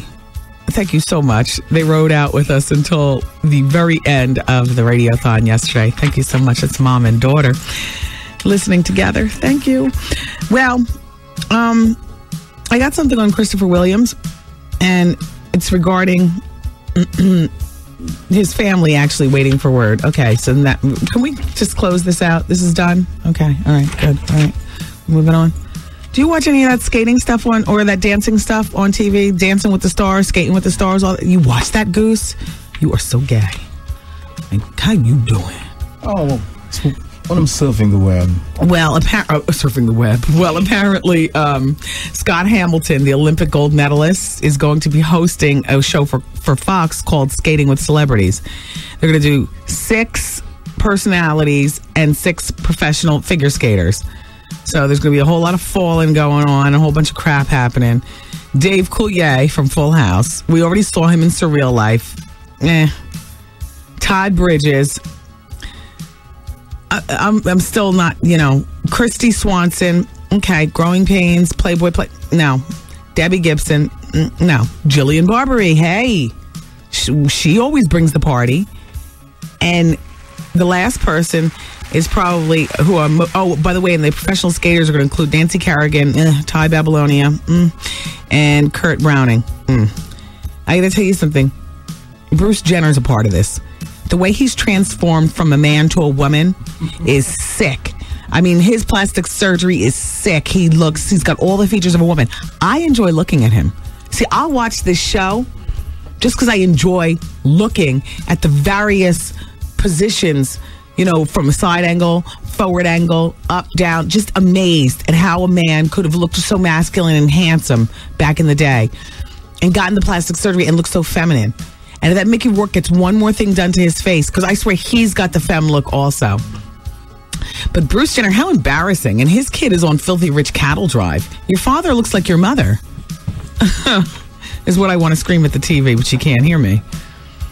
Anyway, so this show is going to... and Dorothy Hamill's going to be one of the judges. I don't care. Who's watching this show? All right, well... to each his own. Hey, listen, I got a free website. Where's Art? Art! I got another way to find Barry Rubin. Art! There's another website. This one's free. The other one costs $50. Classmates.com, $50 to join. So therefore, whoever you're looking for from your class, from your school, has to be worth it. Better be there. Yeah, exactly. And you better get some once you meet up with that person for $50. Well, I want to thank Andrea Mayfield. Now, she's listening in Commerce, Georgia. Thank you so much, Andrea. So she says that you can go to look for your old classmates on zabasearch.com. She says that it's free. Z-A-B-A. Like Zab Judah. Zabasearch.com. Go to zabasearch.com quickly. Zabasearch? Yeah, it's free. Barry Rubin. B-A-R-I-R-U-B-E-N. Now look, Zaba, like Zab Judah. Z-A-B-A search. One word. Zabasearch.com. And Andrea Mayfield says it's free. She lives in Commerce, Georgia. She knows. Hey, Wendy. I want some tickets for tonight at the Laugh Factory. I need the website from Trickin' on My Jump Off. Oh. Yeah, there's a lot of that goes on there at the Laugh Factory. It's Wednesday, the Wendy Williams Comedy Experience. Go to thelaughfactory.com. And make sure you're looking at the schedule for the correct Laugh Factory, because there's one in L.A. on Sunset, and then one, here in New York in Times Square. Dear Wendy, I'm a victim of abuse. I've been with my boyfriend for 8 years. We have 2 girls together. He was abusing me for a long time, so long that I feel like I'm used to it. I've been hit on the side of my head with a broom, got 2 stitches, all because my daughter ate the last piece of chocolate cake. He pushed me so hard in front of everyone at my place of work that I got a swollen thumb, all because of a sandwich. He took his dresser drawer and threw it at me because I questioned him about calling his baby's mama all the time. Now here's the kicker. I caught him with drugs, and he hit me numerous times with a metal chair over the back of my head. I was in a cast for 8 weeks. That's the day I locked him up, and he was sent to jail for 6 months. Wendy, all this happened in 2001. Do you know that he's changed completely? He hasn't touched me since I locked him up, but sometimes I feel like he will again, because we get into arguments now, and he throws things instead. Oh, yeah. He's just one argument away from backhanding you across the room again. The only reason why he's not doing it is not because he has self-control, because he doesn't want to go to jail. Now he knows that you'll call 911. And really, that's no reason to be in a relationship. You know what I mean? Like if the only reason that he's not hitting you is because you'll call the cops and throw him in jail, then you really don't want him anyway. You know what I'm saying? Because in other words, if there was no law, then he'd hit you. I'm on my P's and Q's all the time, and I hate it. I avoid arguments as much as possible. This might be a stupid question. Do you think I should let him go? If so, how do you think I can go about doing this so I don't get hurt? Oh, hurt is part of the love game, sweets. So, your heart will heal. So will your wounds. But the scar will always be there. You don't want that. Why do you owe him the respect of trying to figure it out? Just leave. You know what I'm saying? Leave, change the locks, whatever. He doesn't respect you. Just leave. I wish you well. When you say don't get hurt, do you mean your heart or physically? Oh, Lord, I think that there was something bad in my salad. Why am I all cramped up? Look at me over here. I'm all cramped up and stuff. That's itis. No, it's not. It's just something in the pit of my stomach. Like maybe one anchovy was bad, or maybe the dressing could have been like 2 hours old. As opposed to, throwing it. I just feel a little tinge of something. Yeah. You got some liver sores. Liver sores? Salts. What the hell is that? Oh, the fizzy tablets you put in the water? Yeah. Alka-Seltzer? Alka-Seltzer? Salt, yeah. Where are you from? He said liver salts. What do you call it? Come on. That's who calls? Your mom? Oh, no, everybody in the Caribbean calls it lips. I'm from the Caribbean. We call it Andrews. By way of New Jersey. We Bayesians call them Alka-Seltzer. Yes. Anyway, damn, I'm going to go to the bathroom and just see if I can take care of this little doo-doo bubble on my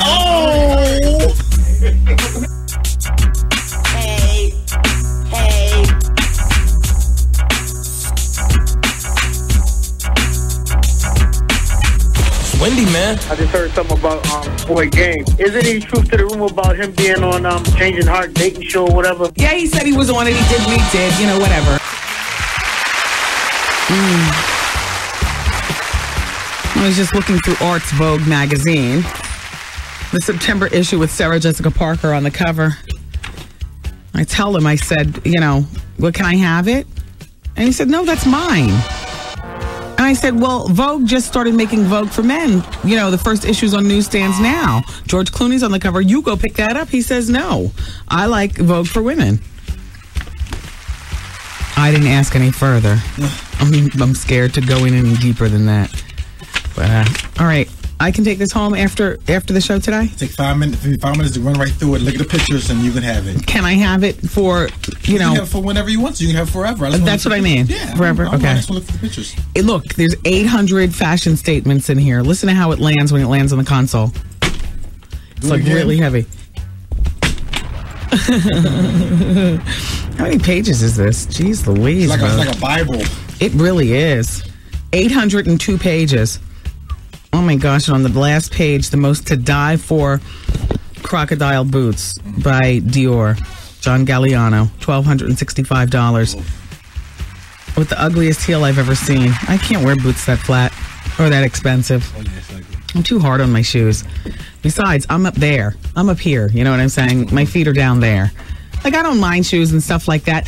I did a magazine article I was interviewed for a magazine concerning fashion about a month ago. And they asked me, what's the most that I would spend on footwear? And I forgot what my answer was. I don't know. I mean, I really don't, because I have a big foot. So therefore, and I'm an equal opportunity shopper. If I see something cute from Payless, I'm there. And if I see something cute that happens to fit my foot from, Dolce & Gabbana, I'm still not there. You know why? Because they run too narrow. So I don't really think about, I like shoes. I love shoes. I love, a good look of shoes and stuff like that. But unfortunately, when you have a big foot, your selection is limited because even if it's long enough, it's not wide enough. And then now we're going into boot season. And then, so we got that deal with the calves. I lost some inches in my calves over the summer. So I'm wearing boots to my knee today. And my jeans actually fit into my boots. Yeah, they actually fit in, and there's no, muffin calf. That's when your calf bubbles over on the sides.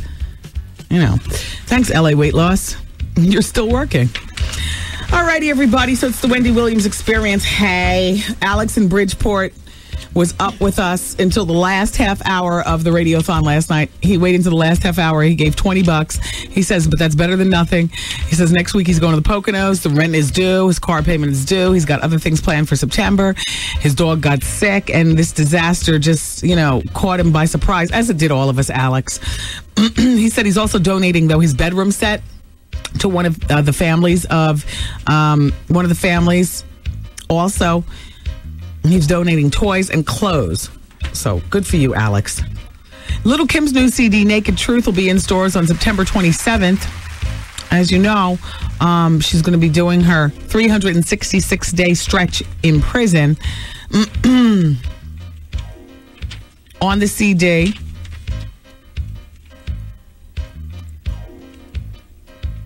they say, which should have been entitled Changing Faces. They say Foxy Brown, 50 Cent, Junior Mafia, and Star Jones are all among the people that she lyrically assaults. Well, she doesn't exactly assault me. She just akins me in the Shut Up song, which has got to be like one of the worst songs I've heard in a long time. But that second single is hot.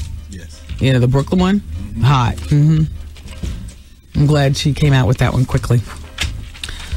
And Ray J, speaking of songs and CDs, Ray J, Brandy's brother, his new CD comes out on September 20th.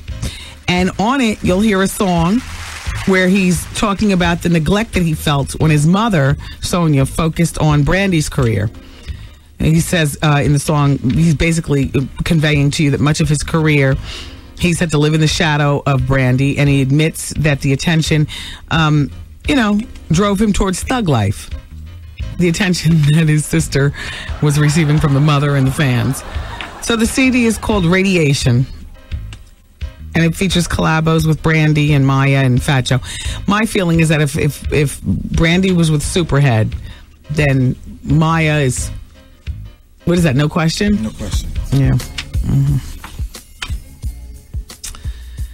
So Jay-Z says, here's his quote about Kanye West regarding the remarks about Hurricane Katrina and President Bush. I'm behind Kanye 100%. George Bush doesn't care about black people was the title, I guess, we've all given Kanye's speech.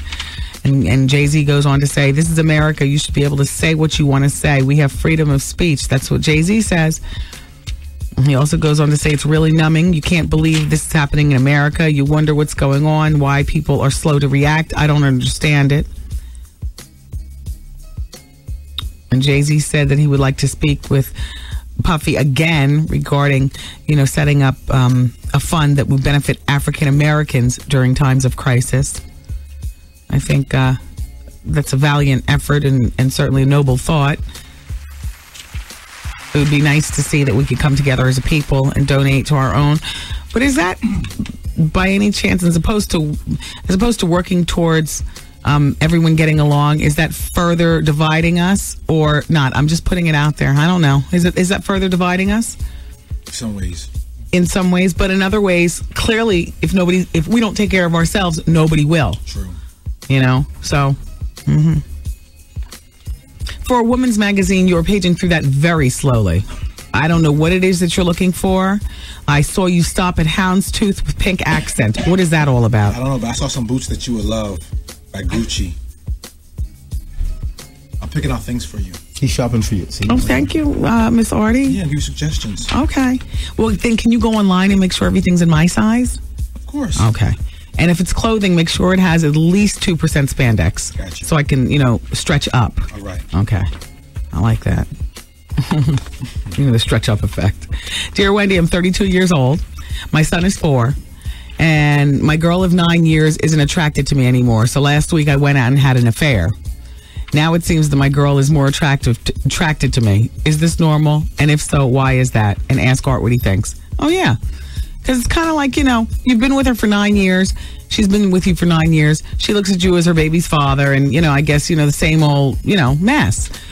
And it's not until, somebody else finds you attractive that your mate realizes what they have, which is why it's important for men and women, in relationships. Don't lose the fire that originally attracted the person to you, and vice versa, because it's that same fire that keeps necks snapping in the street when you walk by.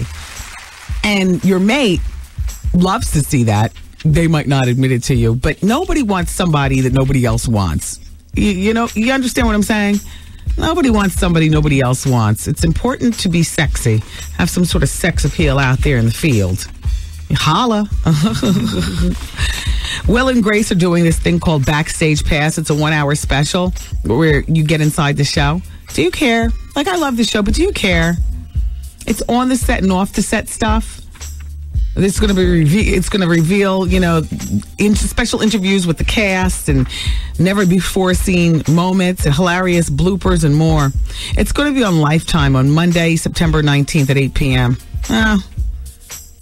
I'll be reading a bedtime story. Monday night's my appointments with Growing Up Gotti, which didn't come on this past Monday night. I like that show for whatever reason. Oh, by the way, if you're just turning on this show, the people poll question from yesterday is in. Do you have sex 4 or more times a week? 85% of the audience who participated said no. 15% of the audience said yes. Where do you fit in there? Is 4 times a week a lot to you? 4 or more times a week? No, just 4 times a week. Just say 4. Is that a lot to you in a 7-day period? I think it depends on how long you're together. You know what I mean? When relationships first start, isn't it more like 10 times a week? Because a couple of days there, you're doing it 2 and 3 times a day, and then things dwindle off, and then like that. But in general, 4 or more times a week is a lot. But if you're doing it like that, then there must be some sort of zest, some sort of and you're very fortunate when you have that type of zest still happening. And it's nothing, by the way, it's nothing to brag about if you've been together for, say 2 or less years. I mean, just keep it going. Right. But you understand what I mean? Right. There's still a lot of wonderment, particularly if you're not living together. Like if you're not living together, say you've been together for 5 years, but you're not living together. You've never lived together. I mean, pat yourself on the back, right? Great. But, try living together up under each other all the damn time, where you smell the funk coming from the bathroom and see the crust on the teeth and so on and so forth, and can still manage to, pitch a tent. That's what, so it depends on the relationship, and the dynamics of the relationship. 4 or more times a week, that's every other day. If you're a couple. But a single person is not a lot, right? Well, no, a single person, actually, that is a lot. If you're single and it's, you're out there in the field, that's a lot. Because that's a lot from the STD standpoint. Like, wow, that's a lot damn near scary and slutty. Right, you're right. Only because of STDs. If it wasn't for STDs, free love, I'm all for it. Yeah. You know what I'm saying? But, no, that's a lot. Yeah, that's a lot. It's like girls when they pull out a box full of the sex toys and stuff. I don't know, does that scare guys off, or are you happy that she's so socially and sexually liberated? She pulls out her secret stash that we all at one point had underneath our bed. But instead of having just one roll of lifestyle condoms, don't they come in like the 4 on the rip, whatever? I have a girlfriend. I can't mention names, but my social circle is so small. You really only have a choice. But and Barry Rubin doesn't count because I haven't found her, and I'm not paying the $50 too. But I have a girlfriend who has all of the rainbow colors of condoms, all of the tastemakers of the condoms, all of the various size of the vibrating toys, and the different ticklers and whatnot for doing what's a who's in. The handcuffs with the metal, the handcuffs with the mink, a tickler whip, a big whip, like all of that stuff, the numbing cream, the anal ease, everything. So when a guy walks into a room, I don't know. I try to think of it from a guy's point of view, and I'd be like real turned off. Like, oh God, like, oh, too much. Yeah. And she pulls it out for guys. Like, okay, what do we want to do? Well, you know what I'm saying? Yeah. I mean, isn't that a lot? For the first time, it is. And I'm not exaggerating. Like, what do you think when a woman pulls out all that kind of stuff? If it's the first time, it's very scary. Too much free love? Yeah. Yeah. Got to phase into that.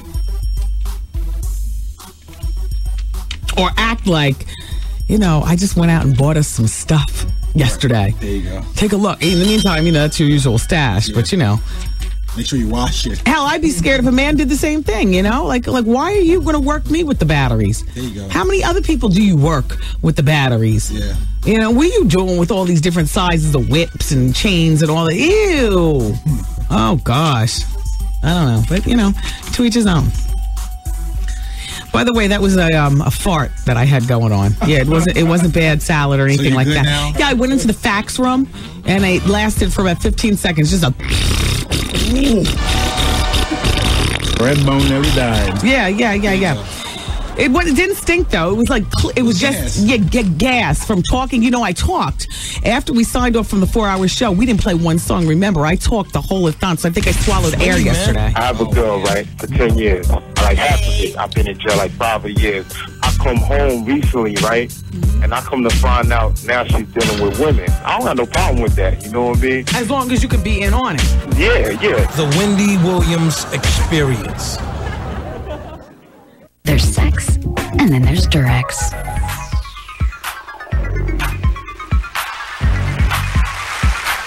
Alrighty, everybody, it's 107.5 WBLS. Today's R&B and Classic Soul. Excuse me. I had a piece of gum. I didn't know what to do with it. I swallowed it. Damn. I'm trying to get rid of the smell. Open up the door. We have Michael Ford here, and he's from Bed-Stuy. Michael, who, you know what? We could turn to he's married, Art. Art, press the how you doing on you, Michael. Hi, welcome to the show. How you doing, Wendy? How you doing, sir? Wait, you know what? Michael, do me a favor since you're standing. Can you just push the heat all the way over to the end? Thank you. Oh, thank you, sir. Yes, there you go. You can feel it's very warm in here. Yes, it's very warm. I see you're wearing the season's, I don't know. Should take a seat? Okay. You're wearing one of the season's hottest colors. Purple. Yes. Very nice. You're a very natty dresser. I saw it. I am so weird, right? So I'm on my way to the bathroom. This is a few moments ago. And Michael was in the hall. We passed each other. He said, hi, Michael. Hi, Wendy. Is Michael for? I said, I don't like to meet my guests before, but I really don't. Okay. What I like to do, and I'm sorry we saw each other in the hall because I know that was probably a freaky scene. Like, oh gosh, she's weird, No. But I like everything to be like a spontaneous thing, yeah. And so I love your outfit today. Thank Art, you. take note. He's wearing jeans. The double Windsor knot tie. The double Windsor knot tie. Is that a particular brand of jean that we need to be taking note of? Well, I bought these jeans when I was in tour in Korea, in Seoul, Korea. But oh yes, there's the Asian denim. Yep. It has a different feel to it. Definitely. Very, very good. And you smell very good. What are you wearing? Your assistant asked me the same thing.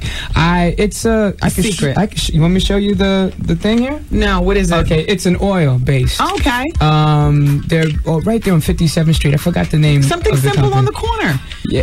Because fashion and style is not about price. It's about what works for you. Yeah. It's a great company that it works for you. Lasts a long time. And I'm wearing Netro. Okay, so Michael Ford, everybody, you might be wondering why he's here. He's from Bed-Stuy, and he happens to be in the new Esquire magazine with Pharrell on the cover. The big article is the best dressed list, 21 style icons on what to wear and how to wear it. Now, you are part of the 3,000 contestants, yes, the 5 finalists, and the 10 cities. Yes. Now, what are you, one of the 5 finalists? I am one of the 5 Look at finalists, you, yes. And you're wearing your very, very nice suit. That's a Palzolari. It's a what? Palzolari. Okay. Italian. Oh. Well, I have to tell you something. You definitely beat out the other black man. I'm not quite getting his looks, but maybe it's that little tuft on top of his head that they call hair. I can't really figure that out. It's an Esquire magazine. He's an attorney. Yes, from Detroit. Oh, I could tell. Yeah. There you go. That explains it. All right. So do tell. So you're lobbying to be what? I am lobbying to be the best dressed man in America. And I beat out some fine gentlemen here in New York City with celebrity judges. Donnie Deutsch and Allen Houston voted me to be the best dressed man in New York City to represent New York City for the competition.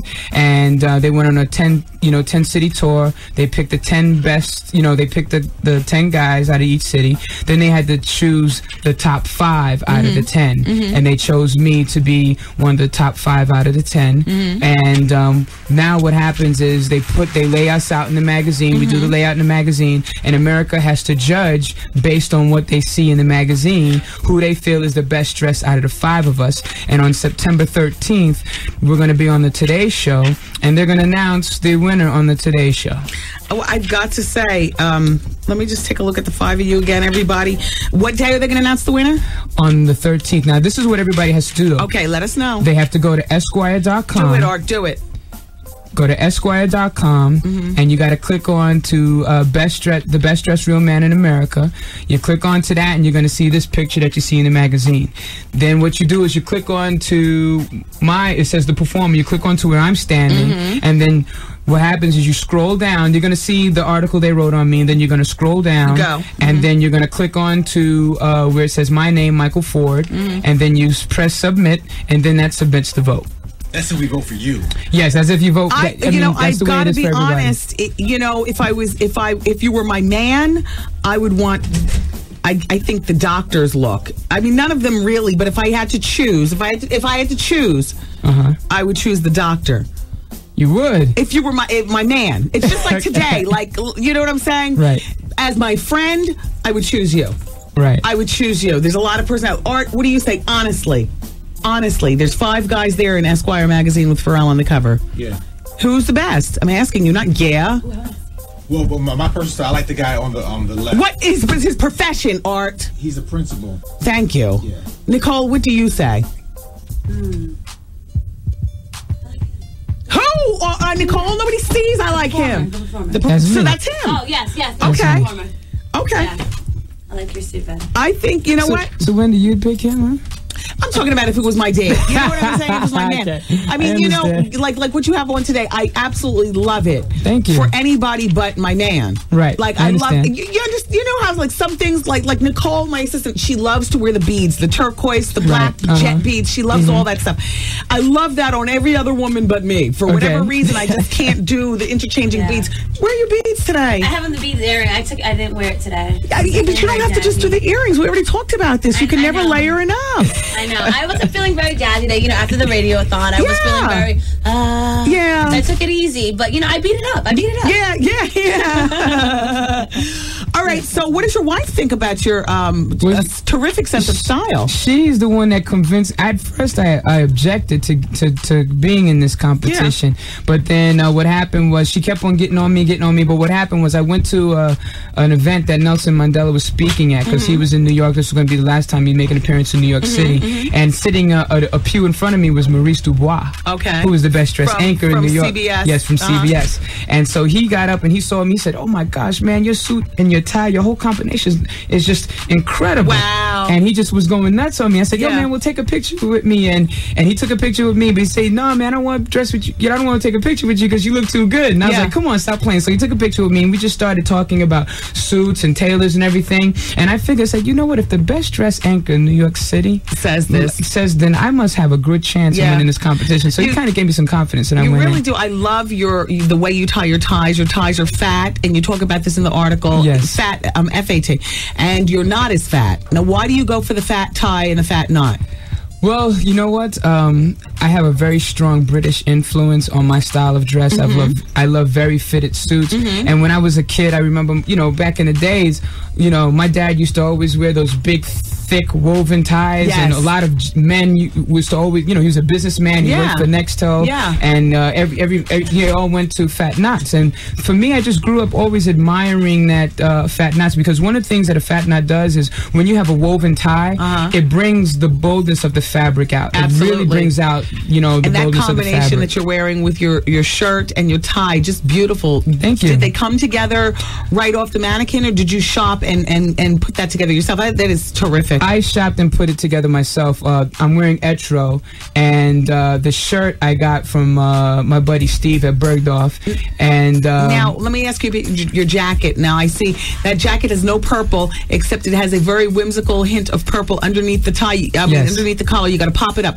Did you get that purple put there? No, that's how Etro. That's how Etro has their. That's how they style all their stuff. I mean, they're the best. Etro's king. You know, and I love the shape of your glasses and the whole bit. You know, the metal embellishment on the side. I just, you know, you really do. You know what? Oh, your shoes. You like my shoes? That's Kenneth Cole. Terrific. Kenneth Cole. Terrific.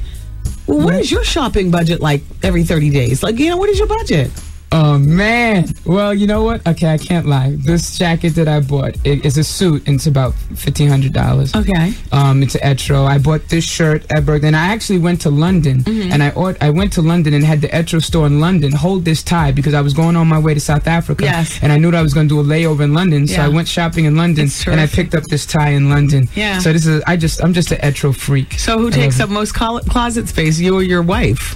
I gotta admit, I do. Oh, see, I couldn't. do that. No. I have to admit, I do take up most of the... Do you get mistaken for a gay man? I'm sure some people do. You dance, but you know what? and I described myself pirouette when I was in the competition. I said, you know what? I'm a metro. I consider myself a metrosexual. You know, where I you see just, that. No, and they laughed at me too. You know, I thought you were full blown gay. Oh no! Conversation. Girl. I'm seeing that. I figured that. I knew she was going to say that when I got But can I tell you something? You probably got all my friends laughing at me right now, going crazy. And without even having to go there, I'm not seeing gay. Oh, yeah, I thought he was on fire. But I am exactly flame shooting out of your behind. That's why you didn't say, "Oh, how you doing?" No, I did say it when you came in, and you said, "How you doing?" But you know what? You're not gay. No, I'm definitely not. But you are too. He's too much. Yeah, you're too metro-y. Yeah. What does that mean? You're too far gone. Yeah, you're not gay, but you have woman-like tendencies in your shopping for clothes and your colors. Well, you know what? Look at all those. Look at all these big celebs. I mean, look at Puffy. Puffy loves to shop. You're not a big celeb, though. I'm not a big celeb, but you know what? Some people. Or at least that's what I'm coming from your wife's point of view. How does his wife dress? Yeah, how does your wife dress? She dressed very nice. Who's the better dresser? Come on, she's not listening. See, I'm not. Too damn. Okay, you know what? Let me tell you something. I always make. You know what? He's wearing a silver ring on his pointer. We're even, Steven. I would say that, and I dress her. I actually. I do. I pick out some. Why you don't like that? I go to Shanghai Tang. I get nice things for her there. Shanghai Tang. She's ready, and he's still getting ready. Oh, no, I don't think so. Okay, look, you deserve this award. I would vote for you, not the doctor. Good, and you could get everybody listening. You got to. But do you want to know what? I would vote for you more on today's outfit rather than the one in the picture. And you know what? You know what they had to do? They had to simulate. Okay, we don't have any more time. I'm sorry. All right. Well, they had to simulate what I wore for the New York City competition. Oh, okay. So that's not actually what I chose. So everybody, his name is Michael Ford. He lives in Bed-Stuy. You truly are a fashionista, and I would vote for you, Esquire's best dressed man, from the choices that we have here. Out of these 5 guys, yes, you got my vote. Pick up the Esquire September issue with Pharrell on the cover. Look on page 171. Follow the instructions and vote for Michael Ford. If you win, we win a Chrysler Crossfire. Oh, okay. And a shopping spree at Macy's. Isn't that then I'm donating the shopping spree to my church. Oh, that's nice. Because you don't do Macy's. Well, no, because I have enough clothes already at $2,000 worth. Oh, gosh. All right, everybody. We got to keep the break moving. Michael Ford, thank you so much for coming in. Thank you very much, Wendy. I really appreciate you giving me the time. Yeah, I like your style. Thank you. Yeah. All right. Let's keep it moving. It's the 107.5 WBLS.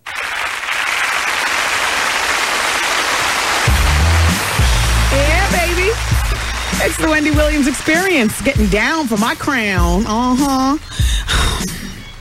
Look, there's 2 men fighting for the attention of Kirsten Dunst. Can you believe it? I've just never gotten her. Like Orlando Bloom wants her. You know, everybody's all abuzz about how they were carrying on. She behind Jake Gyllenhaal's back. That's who she's been dating. Then they broke up for a moment, and I had a red carpet run-in with him that you'll never see. I think you might have seen it, though, on VH1, one of those fire shows. Yeah. We just chat. He's got dreamy eyes, Jake Gyllenhaal. He looks better in person than he does. His eyes are absolutely piercing. But, so now Orlando Bloom wants her. Yeah. They say down at the MTV Video Music Awards, they were all over each other. Real chemistry. It was hot. Here's a quote from a source. Kirsten and Orlando have been hiding behind the movie. Yeah, they movie together. Elizabethtown. Hiding behind the movie. But this weekend, meaning, the MTV, they just lost it and showed how much they're really into each other.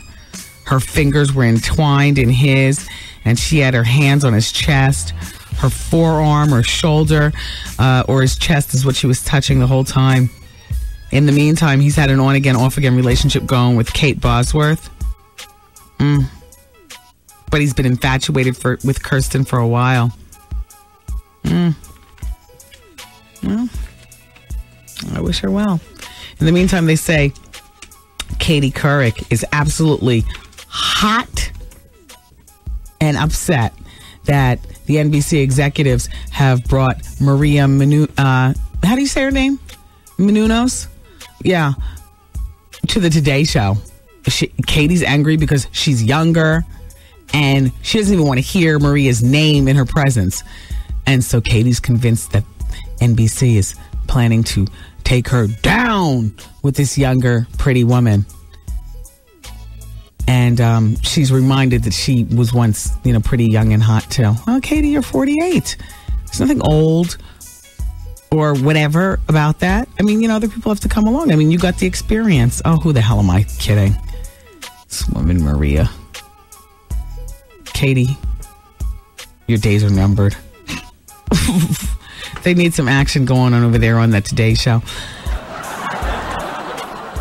This is just the kind of TNA Matt Lauer's looking to sit next to. Right? They say Katie believes that hiring Maria is a reaction to the interest she's been expressing in anchoring the CBS Evening News after her $13 million contract expires next spring. Of course, that's what they do. You know what I mean? Please. Wendy, in regards to your new poll question, yes, I would date a woman taller than me. I just had to get in here early with that one. The reason that I date a woman taller than me is because we're both the same height when we're side by side in bed. And by the way, how you doing? Yeah, today's people poll question that'll be answered tomorrow is for the ladies. Would you date a man shorter than you? And then we'll give man turnabout the same fair game. Tomorrow we'll ask the men, would you date, shorter than you? BET's about to do their National Urban League, American Red Cross Hip Hop Summit, Telethon. All these organizations are involved. Essence Communication, everybody. It's going to be this coming Friday, starting at 7:30 p.m. Eastern Time. It's going to go till 10 p.m. Eastern Time. Everybody's going to be there. They're going to have toll-free numbers flashing all across the board, all kind of stuff going on with Twista and Life and Brandy and Wyclef and Sierra, Ludacris, Omarion, Kanye West, of course, and Jay-Z's going to be there too. So we'll probably all be tuning in. Russell and Kimora Simmons, Star and Al, you doing? Chris Rock and many others. They're going to be asking you to call and pledge your support if you've got $1 left, because I know you're probably busy. I'm sure, if you go to church on the weekends, I'm sure a pastor or reverend or, whatever you call the person that leads your religious ceremony, has, done a call out to the whole congregation. So help out, and I know, it's been over a week since the hurricane. We had our radiothon yesterday. Does anybody have any money by Friday to pledge? Well, if you do, then you do. A lot of people, though, have been giving clothes. And so saving, the money for, maybe for the telethon or something like that, They say that Britney Spears has been craving fried chicken and Starbucks Frappuccinos during her last stages of pregnancy. She's due later on this month. She loves those Frappuccinos are like 730 calories, and boy, do I feel like having one right now. I got a Starbucks gift card in my bag. I think I have like $35 left on it. Hey, Chuck D, the legendary one from Public Enemy, he's also a friend to the show. He wrote a song about the devastation that went down in the Gulf region. And it's tentatively titled From the Bottom of My Heart. Michael Jackson is putting the call out to a number of artists, hoping that he can get help with... Would you collabo with Michael Jackson on a song for the victims? Of course. Yes. Yeah, okay. I just wanted to say. Would you do spoken word on one? Only if I can say what the hell I want. Oh, easy. Okay. No, for real. Right. Only if I can say what the hell I want. Gotta be politically correct. No, it would be politically correct. I just say what I want about Michael. You know what I'm saying? Oh. I'd be doing that double talking it. Michael wouldn't even realize what I'm saying. Oh, boy. I gotta go. You all have a fabulous rest of, well, until I talk to you again in another 20 hours. I love you for listening today. And tomorrow we'll be together again, God willing. Take care. Bye-bye. What's about to happen on one? See you later. Good night. Program complete.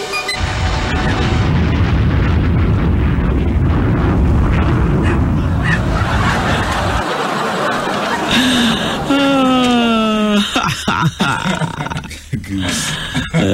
Duck, goose. You gotta love him. Everybody keep it here. The bonus hour is next. And listen, I'm going to take your phone calls. 866-GET-WENDY, 866-GET-WENDY. Listen, darling, you can call about whatever you want. Are we doing advice? Are we doing gossip? The pledge line has been closed. So please, we're not taking pledges. Whatever it is that you'd like to comment on. Because we didn't get a chance to talk yesterday. The line was being used strictly for getting pledges. And now today, we're back together again through the fax, through the telephone.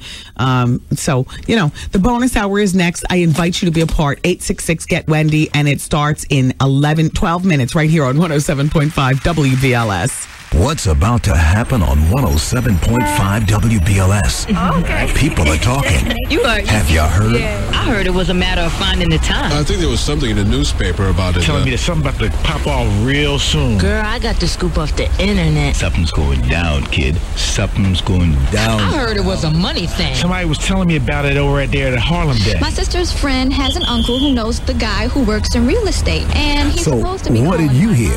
If you haven't heard, you better ask somebody or listen this Thursday afternoon. We'll fill in all the details. The big announcement is coming to 107.5 WBLS. Today's R&B at Classic Soul. Oh, Peter sent me an email birthday card. Oh, here's wishing you a happy cat birthday. Happy cat birthday.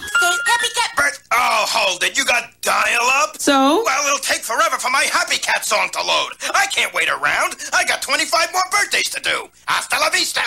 Dial-up makes even simple things online seem impossible. But now Verizon Online DSL gives you instant access to all of the web for as low as $14.95 a month for connection speeds up to 768 kbps. That's less money than most dial-up services. Mr. Happy Cat, I've got Verizon Online DSL now. DSL? Happy Cat likes. Here's wishing you a Call 1-800-PIC-DSL. That's...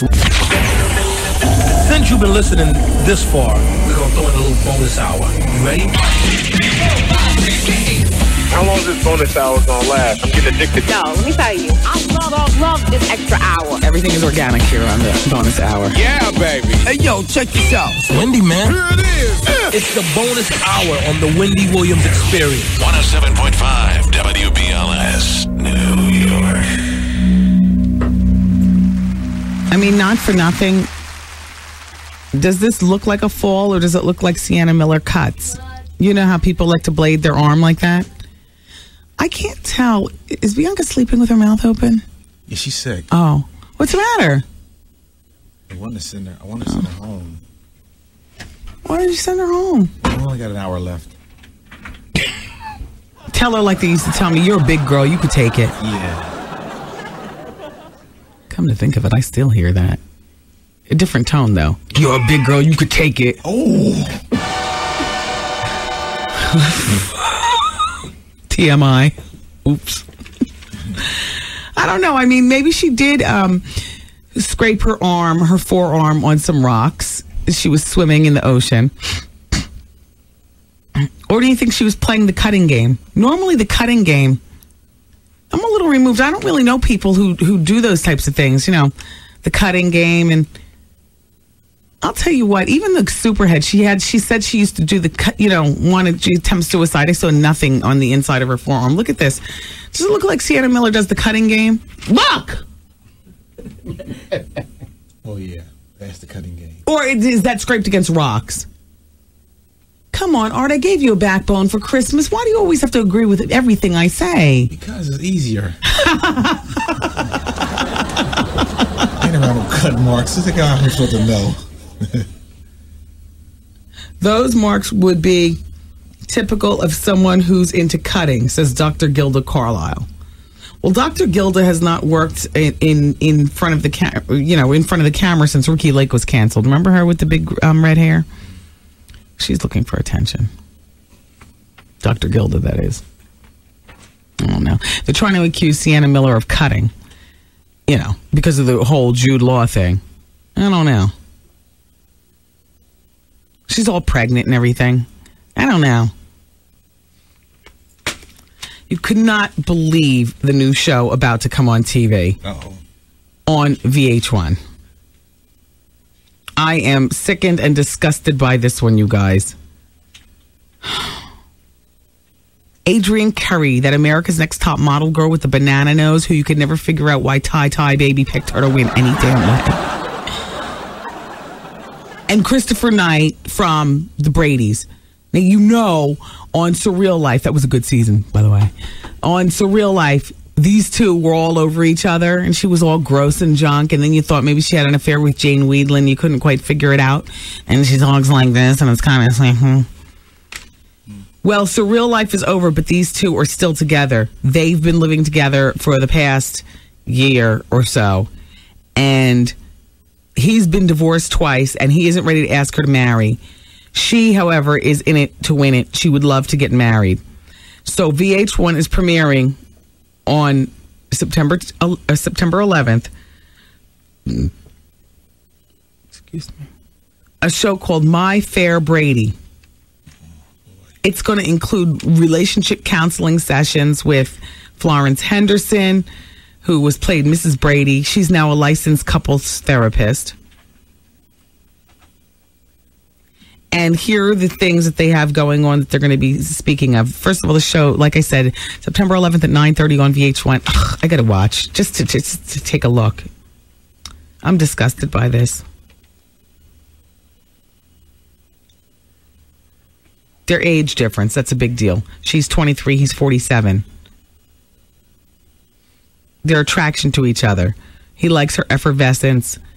And she says she's like a lion. She'll eat you alive if you don't put her in her place. And he's good for that. And the cleanliness. He's a neat freak, and she's a complete slob. Marriage. She's not ready. Or, excuse me, he's not ready, and she is. And then Florence Henderson is going to be the... Oh, I'm disgusted. Yet I feel compelled to watch. Damn.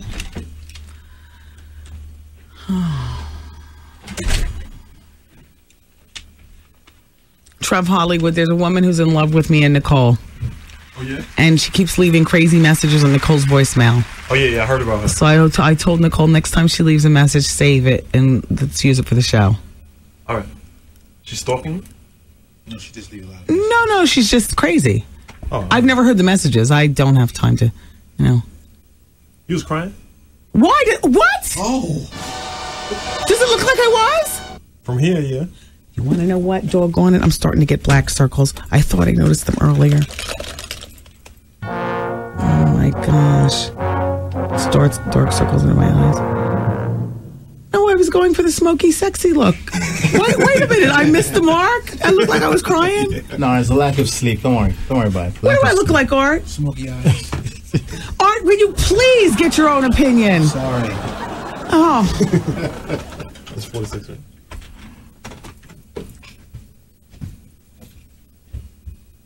It's dark circles, I think. Yeah. Look, I got 3 hours of sleep last night. I'm a woman of a certain age. Trying to burn the candle at both ends like when I was 21. just doesn't work, but I always feel as though if I don't seize the moment, then, somebody else will seize it for me. Seize my ass right off to the sidelines of this cheer thing. It happens fast. My fear of that is what keeps me driven. My husband's like, why don't you take tomorrow off? You're still in the summer book. The fall book hasn't started. The fall book is very important in ratings period in radio. It's the most important book of the year. So he says, we're still in the summer book. The fall book hasn't started. Why don't you, stay in? But whenever you do take some time off and you come back, you like this new person, like you're just doing it for the first time. Yeah, I know. That might do good. I couldn't take off today, though. You know why? Because if I was a listener, I'd be like, okay, great. I rode out. I pledged my money yesterday, only to get a best of show today. No. You did 12 hours yesterday. Yeah, I wouldn't have understood it, though, as a listener. I wouldn't, best of shows are okay, but come on, don't give us 12 only to give us nothing. You could have given us 8 then. Yeah. And saved that extra 4 hours and brought your behind to work. Plus, when I miss Wednesdays, it's like a double missing. I miss work and I miss the comedy experience. And I am just so grateful. Anybody who listens to, this little froggy radio show that I've been kept going somehow. I mean, the names have changed and the station has changed, but I've, for 20 years, I've been trying to keep this radio show going damn near. So I appreciate every last person that listens. So I feel like, oh my gosh. Can't miss of all days, not a Wednesday. No, please, not a Wednesday. So here I be. Here I is. He says, my heart goes out and my prayers go out to every individual who has had to endure the pain and the suffering caused by this tragedy. I will be reaching out to the others within the music industry to join me in helping bring relief and hope to these resilient people who have lost everything. So he's going to record the song on his own label. Excuse me, on a label owned by Prince, how do you say the name? Barron's Crown Prince? Barron's Crown Prince? Mr. Bain. I don't know his first name. Ramon Bain. And Michael's going to donate the proceeds of the song to the hurricane. Well, in 1985, they did the We Are the World, We Are the People. The song raised $78 million. Yeah.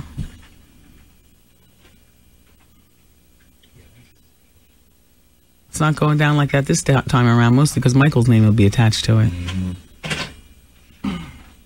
You just said 20 minutes ago that you would do the song. Why are you and like... Alyssa said Ramon Bain is a woman. Oh, that's a spokeswoman. That's right. Thanks, Elisa. She did a great job booking the show yesterday. We had all kind of people calling up. I couldn't have made that happen. I'm too busy here flying the plane. I can't be worried about all that back there. That's all a part of it. What would a radiothon be like without, great people calling in, like Wynton Marsalis, his whole family, for God's sakes. They're all from New Orleans. Silk the Shaka, representing Louisiana Heavy. Master P's younger brother, C. Murder. I wanted to ask him about C. Murder, whether C. Murder got away, or whether he's, cordoned off and, like that. I didn't feel like going there, though. Cheryl Lee Ralph called up. Love her. Very inspirational. Yeah, Al Sharpton. We don't always agree on everything, but here, we come together. Puffy. Vivica Fox. She's fabulous. She's going to Lisa Ray's wedding. We were invited to the wedding, too. The problem is that the wedding is in the middle of the week. It's on a Wednesday. You know how I feel about Wednesdays. I just told you. And it's in December. And... now, if it was on a Wednesday, like in the Bahamas in December, okay, maybe. But it's on a Wednesday on that island where he's the prime minister, which could turn into a whole little fabulous soiree unto itself. But how many hours does it take to fly to the island? And then when we get there, what is the medical situation? Do we have to get special shots? Do we Turks, Caicos? And it's not that I'm not open to doing it. I love that, that Lisa Ray invited me. I'm going to get her a nice gift.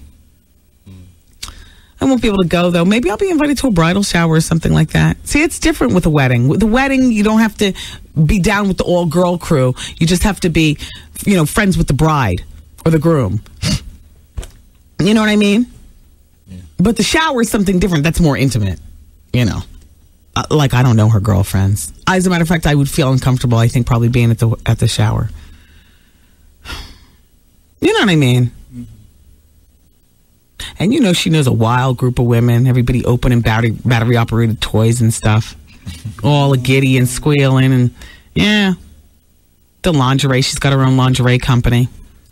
Lisa Ray. Yeah. You're some non-bay. She's doing it. No, I don't give that any. I gave non-bay to Mr. Cheeks when he got married. I gave him a very lovely piece. I didn't know what Mrs. Cheeks, what the lady of the house, what she does.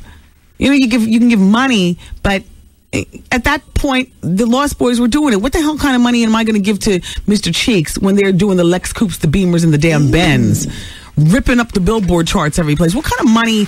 And I give $200 for a wedding. What the hell does that look like to give to Mr. Damn Cheeks when he's Billboard bound and doing it? The honey named Renee and whatnot. You understand? How am I going to give him money? So I said, well, what am I going to get Mr. Cheeks? He's a rapper. The assumption is he has no appreciation for nothing nice. Jay-Z and Puffy have since changed that, and everybody else has kind of followed in suit. I love that, you now, I bet like, for those people invited to the Rules wedding, you can give them something nice. Maybe not back then, though. They were just getting started. Yeah, they were just getting started. They didn't want anything nice either. So I'm like, I can't give any of these gifts that my mother would normally, suggest that I give for a wedding. And I've, taken on my mother's taste. Like if I'm invited to a wedding, give a nice place setting or, a nice yardrobe piece. So if it's black people, you get a collector's piece. Black people. If it's white people, you get something collector's. If she's walking down the aisle and she's pregnant, you get her the yardrobe where the mother's holding the baby and the father's standing over a little collector's piece. Like that. I'm not going to get the Cheeks yardrobe. Like, you know what I'm saying? Yeah. So you know what I got him? I got them a piece of non-bay, and I'm going to tell you why. Ladies, have you ever tried non-bay? Oh, it's beautiful.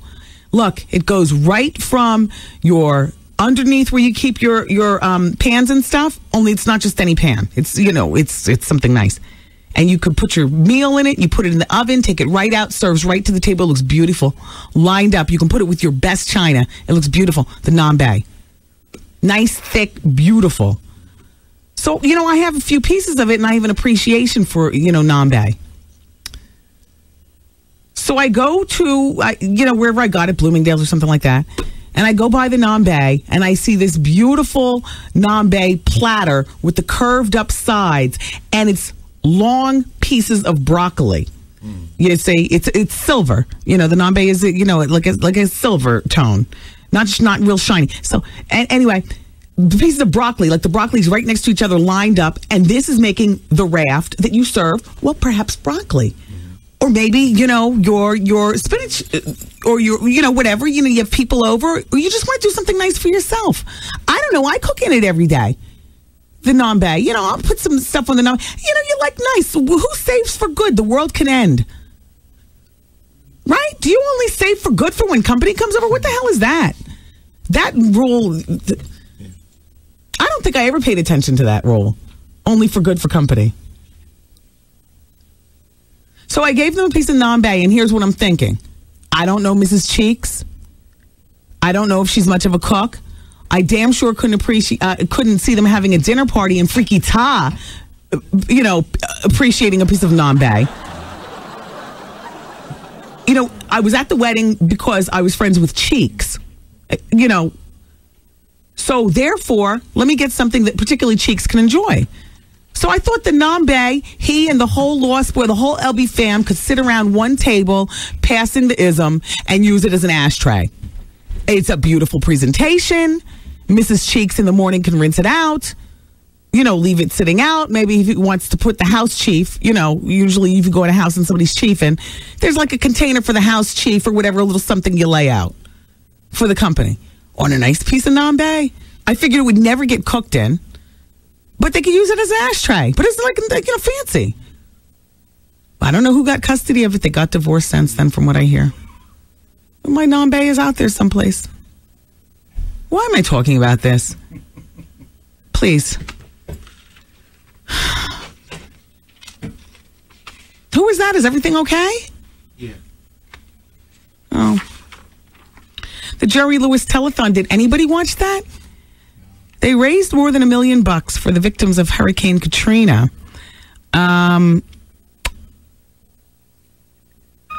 Oh, hold on. I'm sorry.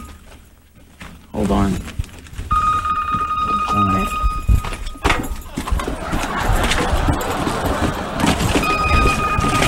See, this is why I cannot stand these newfangled phones. So damn small. Everybody trying to be so cool. Oh, wait. Hello? Where's Art? Okay. Hello? Hey, Wendy. Hi. I have a long, drawn-out story for you. I'm going to try to make it short as possible. Are we going to love it, though? Is it going to be interesting? It's somewhat. Okay, go ahead. Okay. I have my younger 21-year-old sister that had to evacuate Louisiana when that whole thing happened. And she's 8 months pregnant. She's in Florida. Baby father didn't want anything to do with her since she found out she was pregnant. And I'm trying to get her. I used to live in New York and I moved. And I'm trying to get her over here. And I'm just like at my wit's end, have no idea what to do. Where are you? You say over here. I moved to Oklahoma. Okay. I still listen to you, though. I listen to you online. And I don't know what to do. She's like forever up under him. He's like 30-something, and he has 4 kids already. And do you really think moving her around 8 months pregnant, so many different places with so much? Maybe you need to wait until she has the baby. Well, she was actually doing it herself. I was trying to get her here as soon as she found out she was pregnant. Okay. And she moved from, Florida is where she found out she was pregnant when she was messing with him. Moved to Georgia, and then from there it didn't work out. Moved to Louisiana. Then this whole thing happened. Okay. A lot of moving, man. So, yeah. And I was trying to tell her that, all this moving around, you're going to end up having that baby in the car. Yeah. How old are you? Me, I'm 25. So, it sounds so far like you're just telling a story. Are you getting ready to round this out by a question? Like what? I mean, I don't know how to get her here. She called me this morning. She's in the hospital. She was having labor pains. Yeah. Their hotel was paid up until, today, actually, the 7th? Here's the thing. She's a grown woman in terms of age and definitely in terms of new responsibilities. I mean, she's a mother. She's still up under him. There's really not much you can do. Really? Yeah, there's not much you can do. Okay. Except for make sure that she always has your address and phone number. Yeah. So that when she does want to flee the scene or casually leave or whatever it is, that she knows how to get in touch with you. Okay, that makes sense. Yeah, I mean, it's unfortunate, but that's it. Yeah. She's a grown-up. Thank you. Take care. Bye. Hello? Hi, Wendy. Hey. How are you? I'm doing well. How are you? Oh, my God, I am so good. I just wanted to tell you that I saw you for the first time when you were doing Fox Channel 5. Oh, yeah. You are such a doll. I had no idea that you were so hot. Thank you. Oh, my God, you really are. I mean, you sound like you're very attractive, but boy, I mean, extremely impressed. Va, va, va, voom. Thank you. Thank you very much. My pleasure. And I was just hoping to give a shout-out to 2 wonderful girls who are coming back. They were out on pregnancy. They both got pregnant at the same time for the company I work with. Okay, who are they? Mabel and Veronica. Okay. And they're coming back. Veronica's coming back next week and Mabel the week after. I know you missed them. They both had 2 great little babies. Oh, good. All right, well, what's your name? My name is Alan. Thank you. Alan from New Brunswick. Thank you, Alan. Thank you for listening. My pleasure. Thank you. Take care. Bye-bye. Bye-bye. Yeah, and shout out to Jody Applegate. Jody, I had such a good time in the co-anchor chair. Hey, Chris, thanks for making me feel welcomed. And thank you, thanks everybody over there. I can get into Tommy and Stacey Ann and Mike Woods, everybody. Sarah, Elizabeth. Hello? Hi, Miss Wendy. Hi. How you doing? I'm doing well. How are you? I'm good. I was just calling to say hello since this is the last day of my summer vacation. Cause I go back to school tomorrow. So what grade? What are you going into? I'm going to 12th grade. I'll be a senior. Oh, good. You excited? Yeah, I guess so. Oh, gosh. What are you wearing for your first day back to school? Just my new sneakers and not too much new clothes since it's only Thursday. I think I'll wait till Monday. To bust out the fresh gear. So, did you have a boyfriend over the summer? No. You looking forward to any new scores this year other than grades? Maybe. I'm not sure. What are you getting ready to take your SATs in like October or something like that? I took my SATs already. God, I'm so out of touch. You know what? I had to take my SATs like 3 times in order to get a decent score to actually go out there and apply for colleges. So stupid I was. You usually have to take it a couple of times. Yeah. And then I remember my parents paid for me to have special a tutorial program in order to zhuzh up my score to, do something decent. So, well, good for you. Are you looking forward to graduating and going to college? Yeah. Yeah, where do you want to go? Probably like NYU or LIU, something like that. Good for you. All right, well, I wish you well. You got a lot of breathing going on in the telephone. Yeah. You're a mess over there. What's your name? Aisha. All right, Aisha. Good luck with this year, honey. Thank you. Take care. Bye-bye. Bye. Yeah. Hello?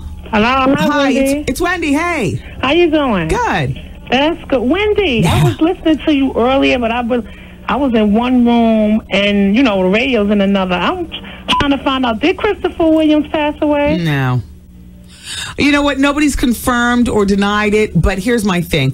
You even got people from Atlanta asking me if he died. Now, the way it's reading on this email blast is that he died in Atlanta in his home of an unknown illness that just kind of came on him. Right. So you would think that Atlanta News would have already been on it.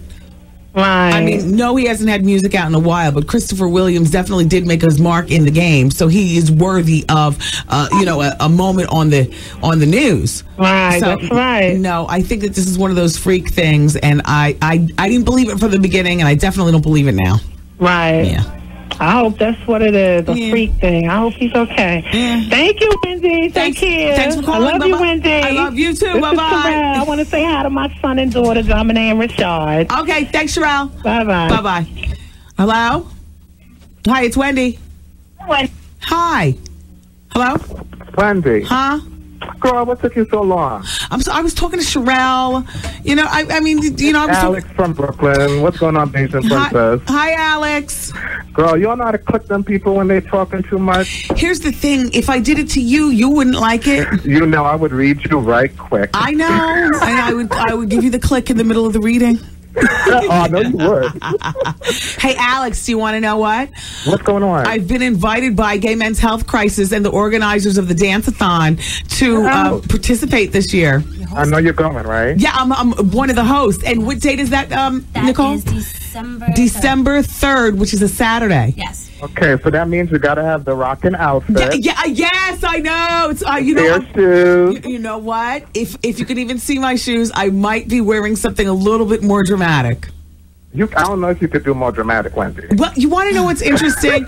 It's like I love that I'm going to be participating in this, and I love the idea that nothing is too much in the gay world. Oh, and we live for you anyway. And I'm going to try to give it to you. I'm going to give you hopefully. Listen, I want it bigger than you gave it to me on Fox 5. No. Bigger than that. Bigger. I want it bigger and I want it big. Somebody said to me, all I saw, Wendy, was cleavage and hair. And those nails was the thing. I was living for the change of color every day. I couldn't get you right. You noticed that? You are so gay. I love it. I couldn't get you right, Miss Wendy, but I love you. Good job last night. I listened to you till I fell asleep. Had to come in and get ready for work today. Thank you so much, Alex. Starting the new school year, but I wanted to give you your props. You really did your thing, and I'm at school, literally at school. Oh, okay. What do you teach? I teach special ed in Brooklyn. Good for you. So shout out to all the time. I know your kid just started kindergarten. Yeah, he just started yesterday. Oh, that must have been so nice. He likes his teacher, and so far, so good. How's the shoe tying going really quick before Art gives me the buzzer? Yeah, you know what? As a matter of fact, I'm getting ready to get it. The shoe tie, well, he's got a little ways to go before he's proficient with that. All right, Wendy. Love you. Have a good night, and I will be looking forward to see you. Bigger and what? Better. Love you, baby. Bye, Alex. Bye, love. But when I got but you know, the sunshine and whatnot, and you know, my heart felt so full. I felt like, oh gosh, I had a dental cleaning this morning. I was going to cancel that the whole bit. I went to get my teeth cleaned, came on into work. Yeah, I don't feel exhausted. Tonight, you know, we're celebrating the 1-year anniversary of the Laugh Factory. It's been 1 year. I got to tell you something. Thank you to everybody who's supported, whether you've come one time or whether you're a repeat offender. Thank you so much. I got to tell you, I enjoy Wednesdays so much. You know, the doors open up at the Laugh Factory at 8 o'clock and the comedy starts at 9. Bring your hunger. The food is there. Bring your thirst. The drinks are there. Bring your funny bone because it is definitely there. Artie Life of the Party has become a regular comedian. He gets on stage. He does a set. Then he introduces me. I come on stage and, you know, I'm up there for about 2 minutes, maybe 3 minutes. Hey, how you doing? You know, thanks for coming by. I feel as though I've done my set for 5 hours. You know, I've been sitting here the whole time. So by the time I get to the Laugh Factory, you know, that's just a little, hey, how you doing? My name is Wendy. Last name Williams. Charlie Wilson. Anyway, and then I introduce Capone if he's on time. If he's not, I know that he'll be funny when he's there, so we wait patiently. And we introduce you to the comedy stylings of Ken Black. And Ken then introduces Capone, and Capone comes on stage, kills, then he introduces the rest of the comedians, and they kill. Oh, sure. Sometimes I have to knock my knee up under the console where that red light button is, you know, like this goose. See what I'm saying? And I sit way over here, but the red light is way back there. I got the light right here under my left knee. He sucks. You know, take her off. Like that. You're killing my buzz. Yeah, like that. So I'll see you all tonight. And, you know, those of you who are going to be there. It's the 1-year anniversary.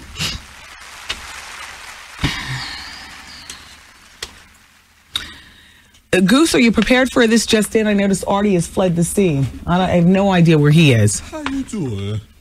Go ahead. Now, I know that was the wrong button, but it was appropriate. This just in. So the feds are investigating whether the Queens drug kingpin, the alleged dealer, Kenneth McGriff, had targeted Jam Master Jay for death because the DJ defied an industry blacklist of rapper 50 Cent. Isn't that interesting? The drug dealer Kenneth McGriff had a feud with 50 since 2000. When the chart-topping rapper released a song called Ghetto Quran, detailing the history of McGriff's Supreme Team drug gang. That's when the riff started. Messages transmitted over the hip-hop record label Murder Inc. that McGriff is involved in an ongoing plot to murder this rap artist, according to the Internal Revenue Service agent Francis Mace in a 2003 affidavit made public last week. Wow. The affidavit notes that 50 was shot and wounded shortly after the release of the song and was blacklisted in the record industry. Francis Mace, this IRS agent, also reveals for the first time publicly that in October 30th of 2002, the former Run DMC DJ Jam Master Jay, whose real name is Jason Mizell, he revealed that Jay may be tied to the bad blood between McGriff and 50 Cent. Well, goes on to say from this IRS agent's mouth to this page right here, I'm reading it to you. Law enforcement agents are investigating the possibility that Jam Master Jay was murdered for defying the blacklist of 50 Cent. No one has been charged in Jam Master Jay's killing. Jay, 37, was gunned down by a masked gunman who burst into his 24/7 studio in downtown Jamaica. McGriff is currently facing multiple murder charges in Brooklyn federal court. Next month, Murder Inc. founder Irv Gotti and his brother Chris Gotti go to trial on charges of laundering McGriff's drug cash through the record company. Wow. Suge's out of the hospital. Wow. Well, no other information has been released. Nobody knows who shot Suge. The story is over and forgotten about, it seems. I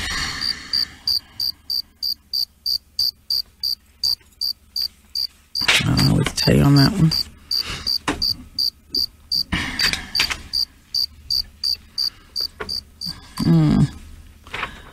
Wendy, I love the show. You're a friend in my head. I admire the things you do and say. But girl, I was looking at your website at the photo gallery, and there are some there are 2 E's, 3 R's, and 2 Y's in very unflattering pictures of you and your record release party.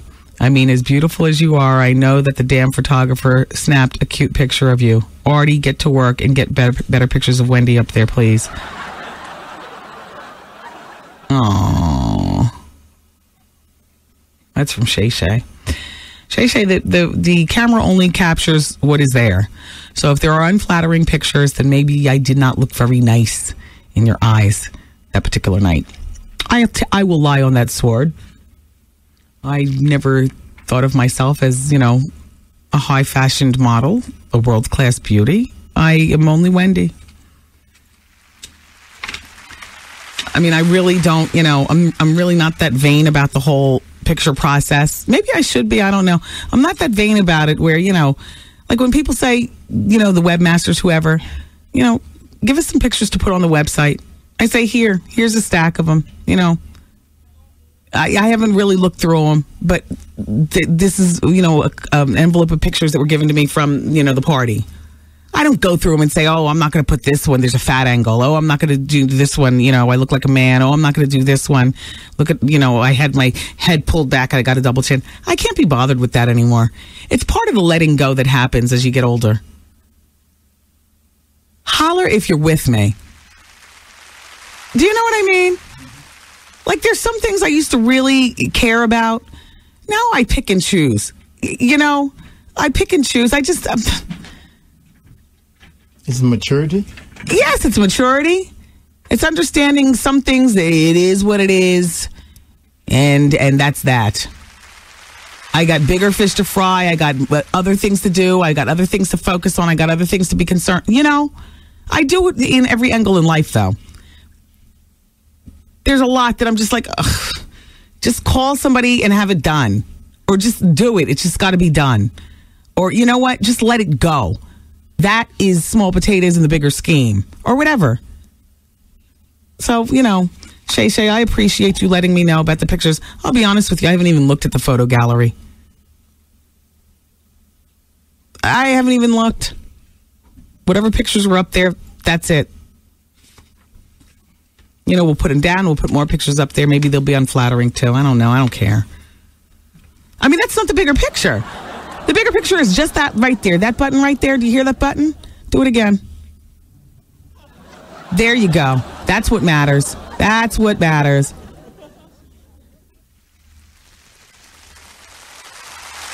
Thanks, Shay Shay, though. I appreciate it. Christopher Williams is not dead. I'm still getting the faxes.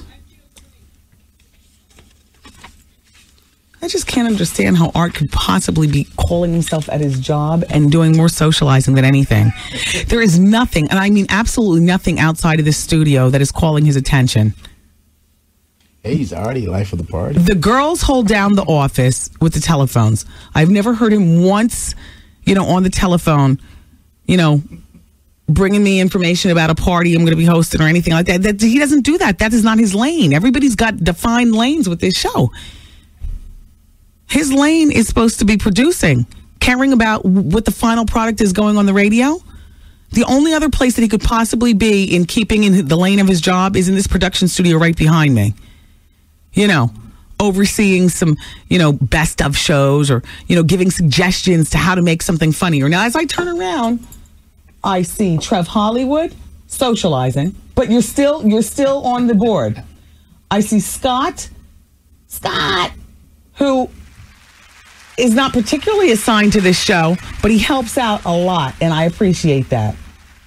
And I see Kendra, who's a salesperson, who I believe King of All Programming says salespeople aren't even allowed back here in Programming Alley. She's back there socializing. But then again, it's after 5 o'clock, Kendra. Relax. You understand? So where could Art possibly be that is germane to this show? This show ends in 10 more minutes.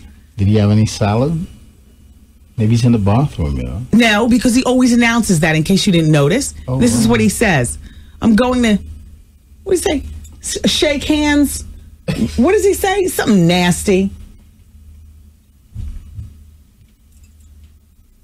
See, he says something nasty. He always announces it. No, he's not. He's socializing. He's socializing someplace. Socializing. Here's our job in here. He's socializing out there. I don't understand it. Goose, you're on music and commercials. You're pressing all the sound effects.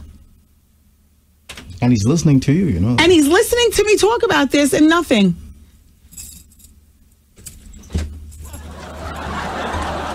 Hi, Steve. Hey, Wendy. How you doing? How are you? Good. How are you? Have you seen Arthur? No.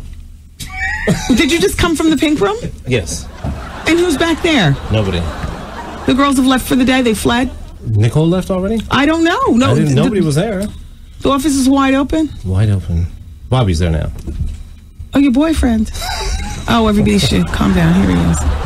Hey, Art. Art, please. What are you doing? He comes in here rubbing his belly like Bobby Brown at the cookout when they went camping. What were you doing, Art? Oh, I was talking to... Oh, you okay? All right, good. So Bobby's back there. Yeah. Steve's here, everybody. Steve Lindsay on hair and makeup. How you doing? How you doing? Don't hurt yourself now. Steve, I'm not used to seeing your hair all wrapped up in a babushka. What's going on? Bad hair day? Wait, bad hair day for the hairstylist? I've been working. Working for you. Oh, you've been okay. You've sweating. You got the product? I've got stuff. All right. See? Well, clothes and hair. No, see, this is flashback. I've got stuff. But you got the best product? Mm-hmm. All right, what you got? All right, you all. I gotta go. I gotta tell you. Just keep in mind, please go on the website. I would love for you to participate in the poll question, okay? So yesterday it was, do you have sex 4 or more times a week? 85% of the listening audience who participated said no. And 15% said yes.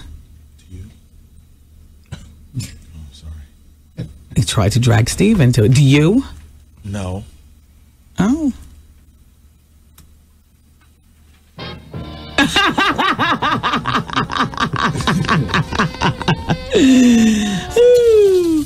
And today's web poll question, everyone, and you can go to the WendyWilliamsExperience.com to answer. Would you date a man shorter than you? Ladies, that's for you. Men will get you the next day. Ladies, would you date a man shorter than you? Do you date men shorter than you? When I say shorter, you know what I mean. Shorter. Like, you know, not when you put on heels, he's shorter. I'm talking about shorter in your flat feet and even shorter when you put on your heels. Do you date men shorter than you? Would you? Do you? Is that you? All right, yes or no? Wendy Williams Experience, the WendyWilliamsExperience.com. For those of you who are going to be at the Laugh Factory tonight, I will see you there. Doors open up at 8 o'clock. The comedy starts at 9. Art, I hope you're not preparing on fleeing the scene. Oh, no. At the very least, I'll just get on people in the audience and just talk about general stuff. But you will be there. Of course. All right. Will you be changing that T-shirt? No, I'm not. Oh. Everybody looks like a bum. It is what it is, people. Thank you so much. I love you for listening to the Wendy